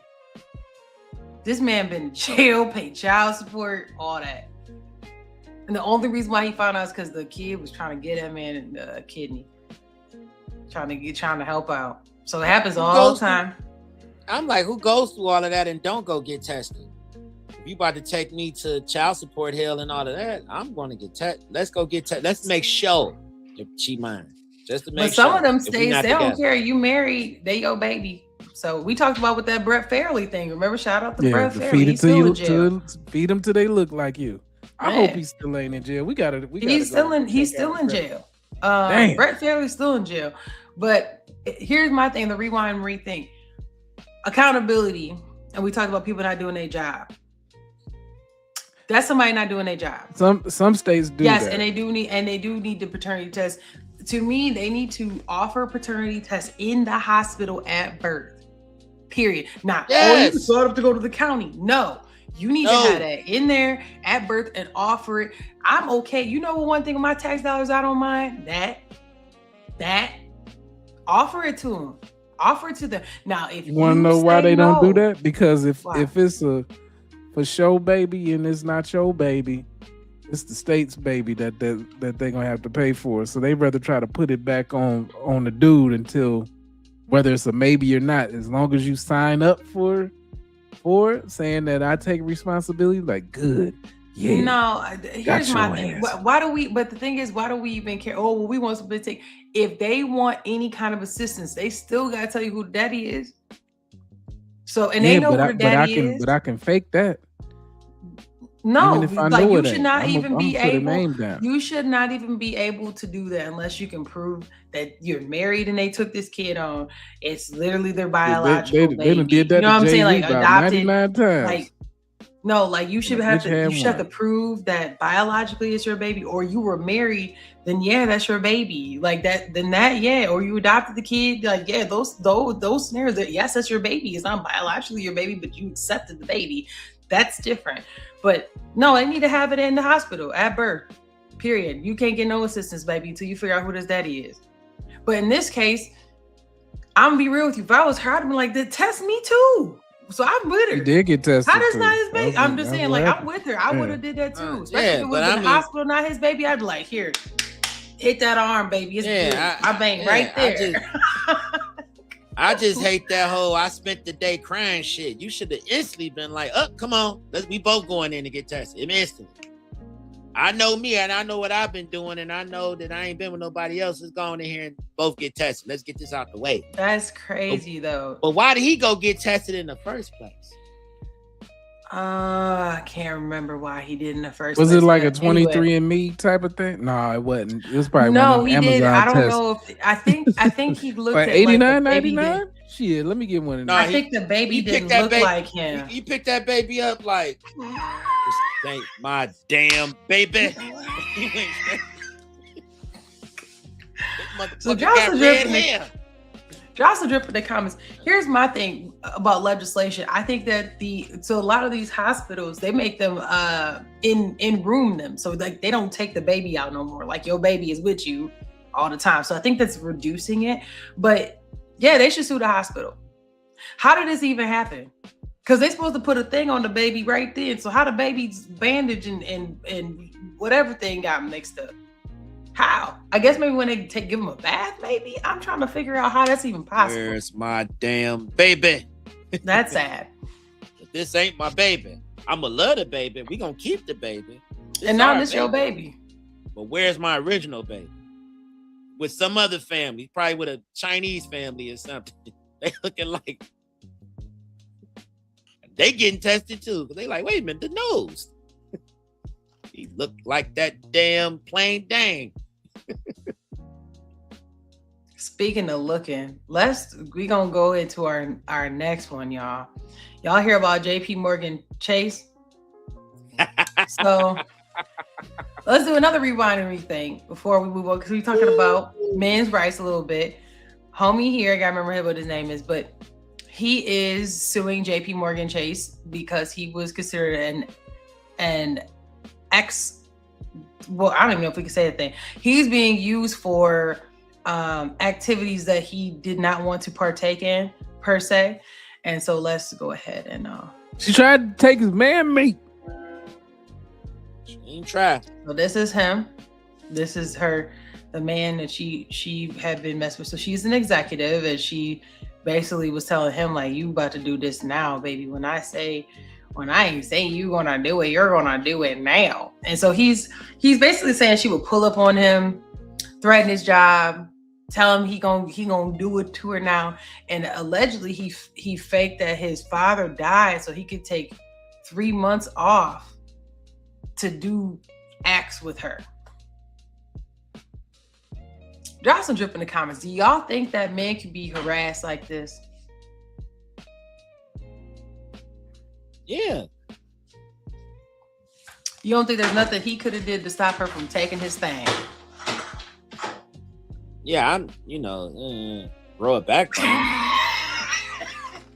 So wait a minute. As we talk about this all the time about how men and men's sports, for example, right? Oh, if a man were to square up with a woman and they was equal in weight in boxing class or any of those things, he will mop her. So if that's the case, then how are you getting taken advantage of like this? In a corporate setting, how you just gonna justify just firing? Because I didn't want to give you the man meat. How do you That's justify my question. That's my thing. Like, shit. I guess they did an investigation and he didn't want to partake in it, allegedly, which makes sense because if he was going to sue, then I guess he couldn't. But my thing is, I guess it comes down to when we talk about men's rights. Was he asking for it? Because that's what people say with women, right? They be like, she was asking for it. Do y'all take that? Do people take that same approach? Can a man be asking for it? Are we being equal around here? Or are we saying that regardless, people have boundaries and we need to just accept and believe all people? Not just believe all women, believe all people. Drop some drip in the comments. Is it believe all people? Believe all? Hashtag really? Men too. Nah, I mean, for real. Like, you know what I'm saying? Like, I am a human being. I'm not this big slab of man meat that gotta perform on command all the time. It's like, it'd be hard out here for a pimp. So you mean pills. I can't just pop a pill during a work day every day. There's not enough honey packs in the world that'll satisfy. And so, how you expect me to be turned on and I got all these damn TPS reports to do? And then I have my reports on my desk by the end of the day. I try to go to Johnny. sleep. You have me doing these reports late at night. I close my eyes and 20 minutes later, you in my face telling me, get your ass up. It's time to get naked. And then what I gotta do? Listen, it's Mr. Nasty time. You want reports on your desk, and then you want your ass on my desk. Like, it's just too much corporate pressure. Like, what kind of job security is there? Either way, I'm gonna call security on your ass if you don't get over but here. I'm looking at him though. He looked like a soft ass thumb. Like, no, he looked like he can be pushed around. She saw him and smelled that shark like saw a young Mr. Bean. Yeah, she saw blood in the water. She was like, he gonna do what I my say. face. Well, let's see what they got to say on that. Banker Chirayu Rana has been dragged online for falsely accusing his former colleague Lorna Hajtini of drugging him and making him her, quote, sex slave. So she drugged him, y'all. Right. Y'all feel like, okay, we're gonna keep going. I'm sure the story has made its way across your social media in some way, shape, or form recently. Joe, we're here for you. Okay. Yeah. Joe said, this is a safe space. Listen, Joe said, listen, I do the flying out. I'm not trying to be flued out, and I don't want to be the office floozy that they talking about. I understand, brother. I understand. Exactly. I saw her too. We saw pictures of her. She was thick as a Snickers too. Looked like she been doing this for a while. She been in training. She done went to bed you.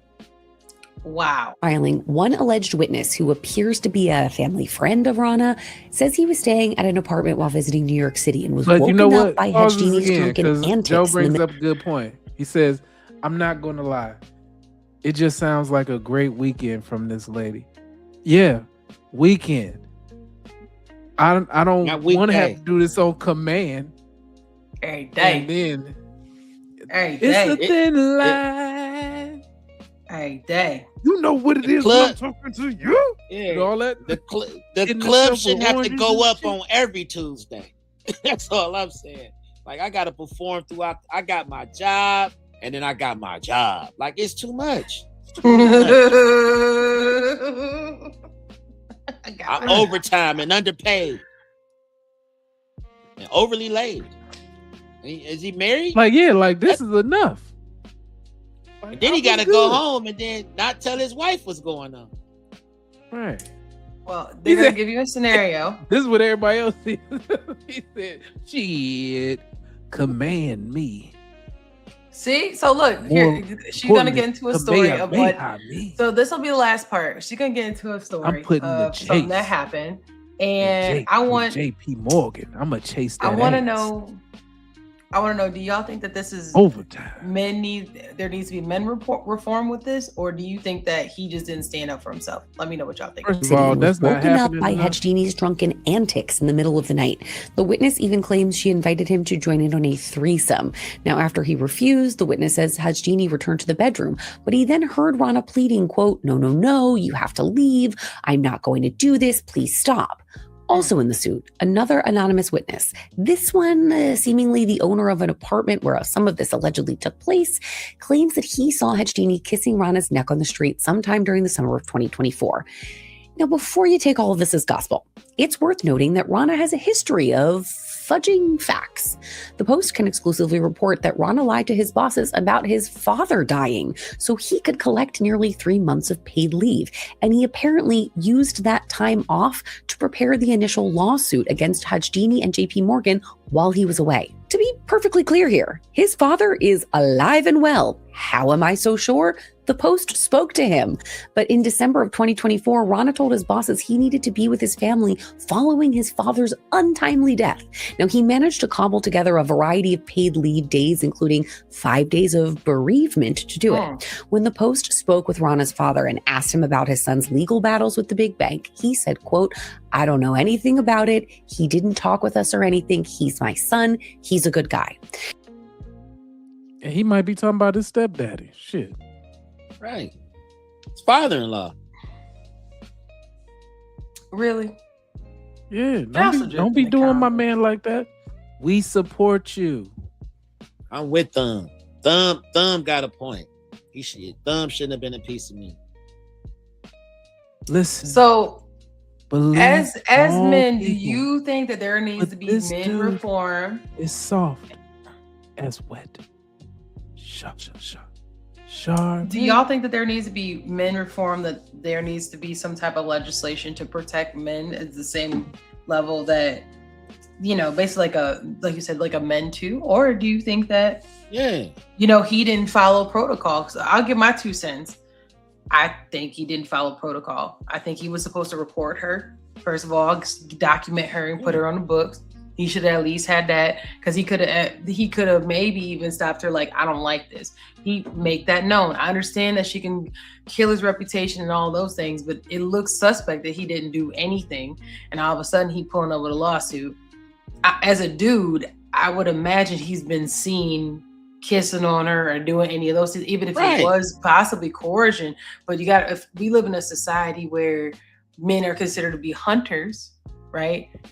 The optics, even if that is the case, look bad. I'm just saying, but plenty the of chicks that optics come look up bad. to you right now and be like, yo, my dude, what that Put it in dick there. do? What? Listen, I would have I'd have been in that HR Damn, this department. New York like, bitch look, is crazy. she wants What this what dick, that and I'm dick tired. do, dude? Oh my gosh. Huh? He I'd have been at a. He said, "Poop, yeah." Damn, nah. Now you talking about you getting fired and going to prison. We ain't doing that. We ain't doing that. But I'd have been in that. I'd have listened. First of all, that paperwork would have got started. No, I'd have did you one better. If I was him, if I was just gonna be that damn soft, I'd have hit her a few times, and then I'd have went to HR like, listen, this is affecting my work. I do not want this relationship with her. That's what I'm saying. I need this to stop. I can't do this anymore. She wants it every single day. I'm a happily married man. I made a mistake. Anything. I don't know if he's married. I He thought might not be, but at the same time, him going to anybody is a lose-lose situation. Yeah. Because I know. he would go there, and then all of a sudden, the table could turn on him. Now, he the Slytherin getting Hogwarts by the cops. Well, his words. I against say her. that. I say that because that would have supported the lawsuit even more. You know what I mean? Like I told them what was going on. Nothing happened. Yeah, if nothing happened after you told Correct. them, That's what I was saying. Like, but at the end of the day, paperwork started. At the end of the day, too, if you was slanging a mean Vienna, you should have been walking around there with your chest out, like, bitch, I'm taking off this week. Not right now. I don't got time, Susie. She's like, you right. You are taking off, and I'll meet you at the hotel in 20 minutes. Good. Have my money in the wired in my account. I need you to already relax. tricking. Look, you need to relax, Demi Moore. I'm not going to nobody's hotel nowhere. My check look a little short, bitch. What we gonna do about that? Yeah, you should have been listening. See, if he'd have called me, we'd have been listening to some Too Short and talking about what his next role in the company gonna look like. Women sleep their way to the top all the time. VP? Is it because he's gonna be vice pimp? Is that what the Yeah, might as well. Look, that's how I'd have been looking. Like, dude, looking like this is how you do these hoes. Man, I'd have been explaining, man, you tripping. You let that bitch do what? Oh, yo soft ass. Oh, you's a bitch. Wow.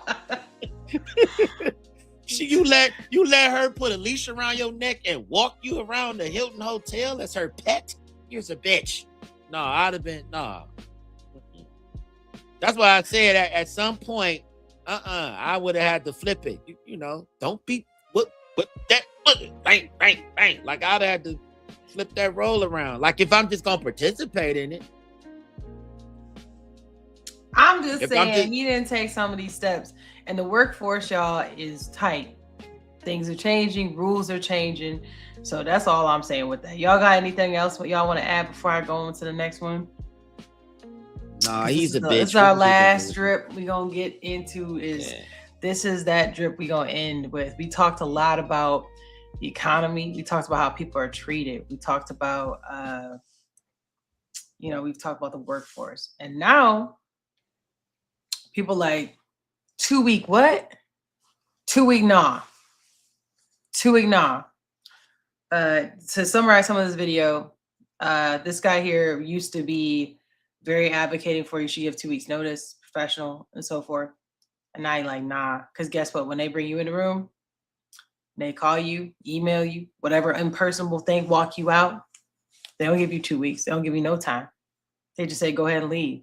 So in a lot of instances, what's a 2 week notice for? So let's go ahead and get into In some this. cases, you might give them 2 weeks, and they like, nah, we straight. Like, well, damn, what was I supposed to do? Yeah, but in some of that stuff, though, like, shout out to any legal attorney, please hop in employment lawyer. But sometimes in those instances, if you were to say, hey, I'm giving you 2 weeks notice, and they'd be like, you can leave today, that could be wrongful termination potentially. It is because they owe you. They still owe you for that time. Because now that's like I didn't. What do you call that? Retaliatory. Yeah, potentially. Yeah, potentially. But also like, then, you got other things. So shout out to employment lawyers. Feel free to pull up and drop some drip in the comments and let us know that. But yeah, if you, definitely, if you run into any employment stuff, please talk to an employment attorney. They can definitely help you with any of that stuff. But let's go ahead and get into this. To the point where if you were to be asked for a recommendation today, they would write it without hesitation and then resign in that order. And if you're not quite sure where that relationship is, that's probably a chance for you to start prodding it and kind of soliciting, what do you think about my performance? And honestly, you've already decided to leave anyway. So even if they come back at, well, there's some things that you need to work on, then it might be a good indication that you probably shouldn't write them down as a reference anyway. But it's also a good chance for you to go around the organization and start asking other people to connect on LinkedIn or be a little tighter. I'd also use this as an opportunity to collect any data that I need that is important to my own career and how I market myself going forward. Metrics, KPIs, things that you need to be aware of to be able to put on a resume. Obviously, making sure that none of it's too proprietary that you could get in trouble if you took it. But certainly anything that has my stamp on it that I want to be able to prove to a future employer or to be able to use to further my own career. I'm going to make strategic decisions to try to get that information beforehand rather than being locked out of a company server. Because the moment that you announce that you're putting your 2 weeks in, you can expect to go back to your desk and have it not be working anymore and not be able to access that stuff. Then step 3, nail down your start date before you say anything. You never want to resign until you have a confirmed start date in writing, not just a verbal offer, not a promise. A signed offer letter, a confirmed start date. You've passed the background checks. You've cleared the drug screens. You've got the company asking you if everything is good on your end. You have to make sure that everything is completely locked in. And even then, it's not 100% guarantee. I've seen it's not, offers fall apart, and then offers are really stuck between a rock and a hard place. So don't put yourself into that position. In step 4, and this one is probably the most important one of the bunch here, is make a very specific and bounded offer when you do resign. You're going to tell them that you're leaving. You're going to tell them that your last day is X date. Tell them that you're happy to help with a smooth handoff. Answer questions, document your work, help bring somebody else up to speed. But what you're not doing, you're not taking on new projects. You're not completing work that's still in progress. You are offering a clean off-ramp, no more 2 weeks of full productivity. You need to say that out loud when you resign. You need to make sure that they're very clear about it. You're here simply to hand off where you are in that current state. And that is huge. That's huge before you end up with that's huge. Like, remember, like, you here, but you're not here. You here, but remember, I'm not gonna be here. So there's no need of you treating me like it's business as usual, because this ain't my business as usual. My business is at the new job. I'm just here helping you. So JoJo and them got an idea of what I used to do, because that's business as usual for them. But I will be doing business as usual over there. Keep that in mind. And I'm gonna let them cook a little bit, and we'll finish and wrap this up. Reason being is that they're likely to get cute. They're likely to push a bunch of work on you and try to get as much productivity out of you before you leave, because they have all these outstanding things and you caught them off guard. So in other words, when they start loading you up with new work, or they start pressuring you to complete things that you never agreed to, or making you feel guilty about leaving with all the stuff that still needs to be completed, that's your signal to get the heck out. You've made them a bounded, very firm offer of what you're willing to do. And if they're not honoring it, the deal's off. Leave early on the terms that you need. Same day, no warnings. They change the terms, not you. And if they terminate you for it, check your state unemployment guidelines. That's the backup here. Because ultimately, at this point, you should be mentally checked out. There you go. So you said that too. So drop some drip in the comments, y'all. Y'all still doing 2 weeks notice? To me, you can offer, depending on what your relationship is. Remember, though, and I think I shared that story about not burning your bridges, right? You never know who that person gonna be. You don't want to burn your bridges. But at the same time, remember, these places will let you go in a day. If they treating you crazy, think that you owe them, you gonna get this project. I'm gonna do what? I'm already gone. I'm Casper. Woo-woo. I'm not here, baby. I'm gone. Don't play with me. Where have you, Jim, where you been? Lunch? You went 2 hours ago. So what you about to do? What you doing, Johnny? You let me go? You about to leave me? You let me go today?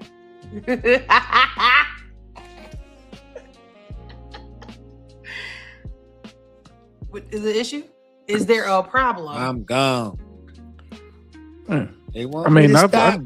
given a Want me to 6-week notice one time because I knew it was gonna be messed up. I have too much on my plate.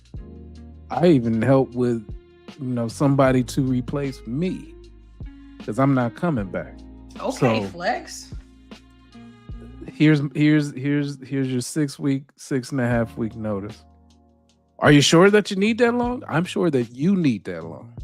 Yeah, this for you. That's This the ain't for reason me. why I'm giving I'm it to gone. you. Woo-woo. This for you. Yeah, like I already had plans to move Business, to this a is whole for nother state and you. everything, so I was done.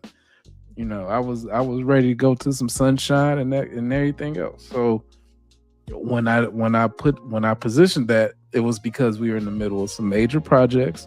It was at the close of one, but I could effectively hand off everything like tasks that I would do that nobody else was aware of, and it would take time to transition. Also, I'm creating decks for senior leaders and execs and stuff like that. These are things that everybody takes for granted, right? Because it's not automated. Who's gonna do it if I just up and bounce? So I'm trying to do that. I'm giving it to the senior dude that I'm supposed to be handed off to. I could already tell he ain't paying attention. He don't give a shit. And so I check in every now and then, see what was going on.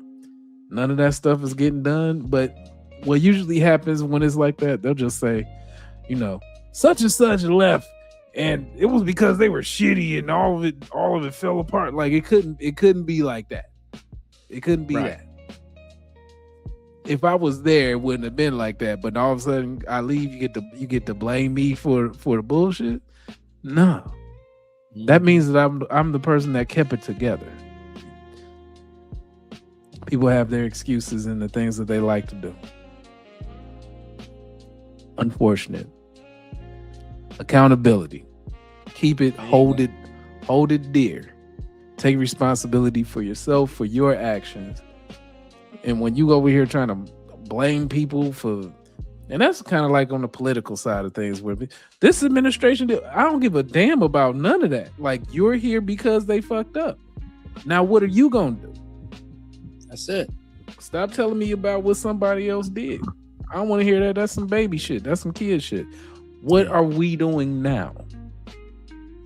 Whole life based around what somebody else did.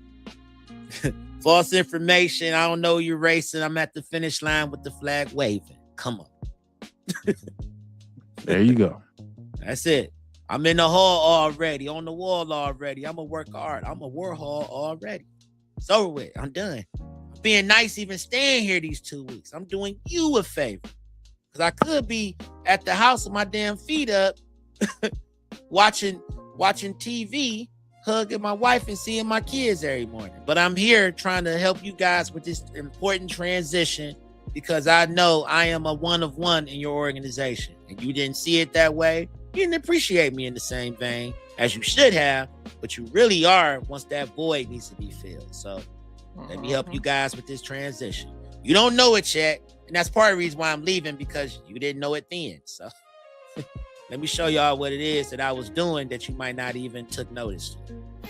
I'm gonna give you 2 weeks. I'm giving you these last 2 weeks to button up some things for you. But hell no, I ain't taking on nothing new. Hell no. And lunch, don't get mad at me if my usual hour lunch might be an hour and 20 minutes now. Got other things I gotta do now because I'm not even here. I'm really moving out. What happened is, like, people get mad when they see you leaving, and then they want you to hurry up and get the hell out of here because they don't want people to get ideas. Oh, dang, left.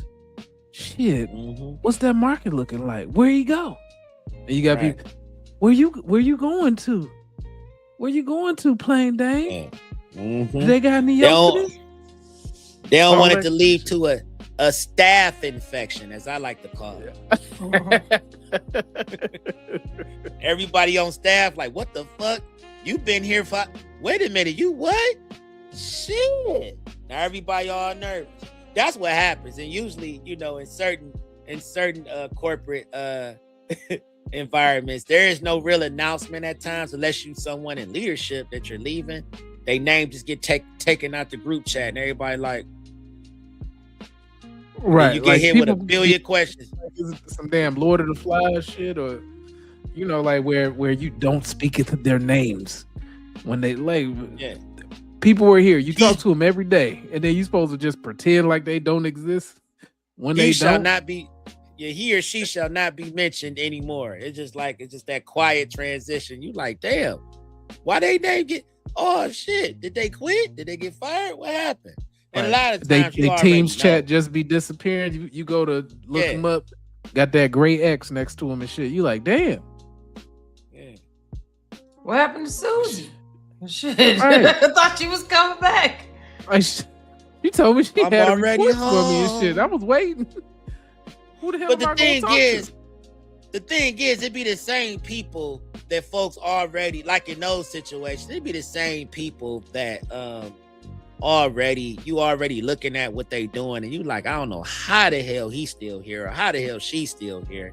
She don't do shit. They already water cooler talking about him, but then when that name gets snatched out or something happened, and they don't see him no more, they like, so why they let him go? I'm like, what do you mean? What do you mean? Why did he or she get? You know why? But it's different when you about them. hire They up. talking about the people that leave. No, that's what I'm saying. Like, damn. It's different levels. So you got the ones who actually been, that's been pulling their weight, doing their thing, and they hit you with Right. Yeah, guys. So just wanted to make a quick announcement. This is gonna be my last day. When you have to break the news to the others, everybody like, what? When you breaking the news, they know you going to greener pastures. It hurts different. You know what I mean? Right. Like, damn. That's my We dog. had our workout Wednesdays in the morning in the gym. Yeah, like, damn, please. So you leaving? You leaving? Really? Right. You what? I mean, well, what happened? I can't get into all of that, but just know that you're gonna shine. You're gonna shine. You're gonna be fine. I just had to do what was best for me. Don't worry. It doesn't affect you. It's not a you thing. It's me.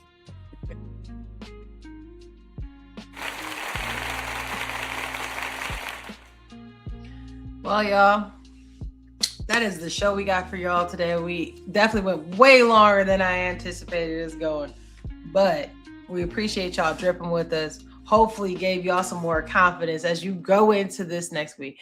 And y'all know it's Mother's Day this weekend. It's about to be Father's Day in a month. We got graduations coming up. We got Memorial Day coming up, y'all. The summer is upon us. It's right here. It's right there. It's right there. So we appreciate it. Once again, come and drip with us every Friday night about 11:30 EST when I'll be making this late. I'm sorry, y'all. I know I'll be making this late. But 11:30 EST. Make sure y'all tell 2 people you like someone you don't. Hit that subscribe button because you won't regret it. Make sure you hit that like button if you haven't already. Check us out on all the socials. You know what? Shout out to Joe, OG I Squad. Be a part of I Squad. Please. We appreciate you. Yo, y'all got a great OG over there too, my dog Joe, I Squad. You know what I mean? Thank you all for joining us again. You did not make us late. You made us great. Sometimes it takes a little longer for the turkey to get done, but when it's done, it's always good when it's cooked right. Make sure y'all check out the community tab. Let us know what y'all like as well. And check out the videos. We drop some new content, meaning we use some of this. We cut it up for y'all every day. Every day there's content for y'all to look at. So you ain't got to go through the whole live stream. But if you want to, we appreciate it. I am your co-host, Jim Jones. And along with me is my co-host, Plain Dane. In the background. We appreciate y'all. We'll see y'all next Friday. We out here. Bye. Peace. Skyline kisses the moonlit tide. Cool breeze follows, take that ride. We're glad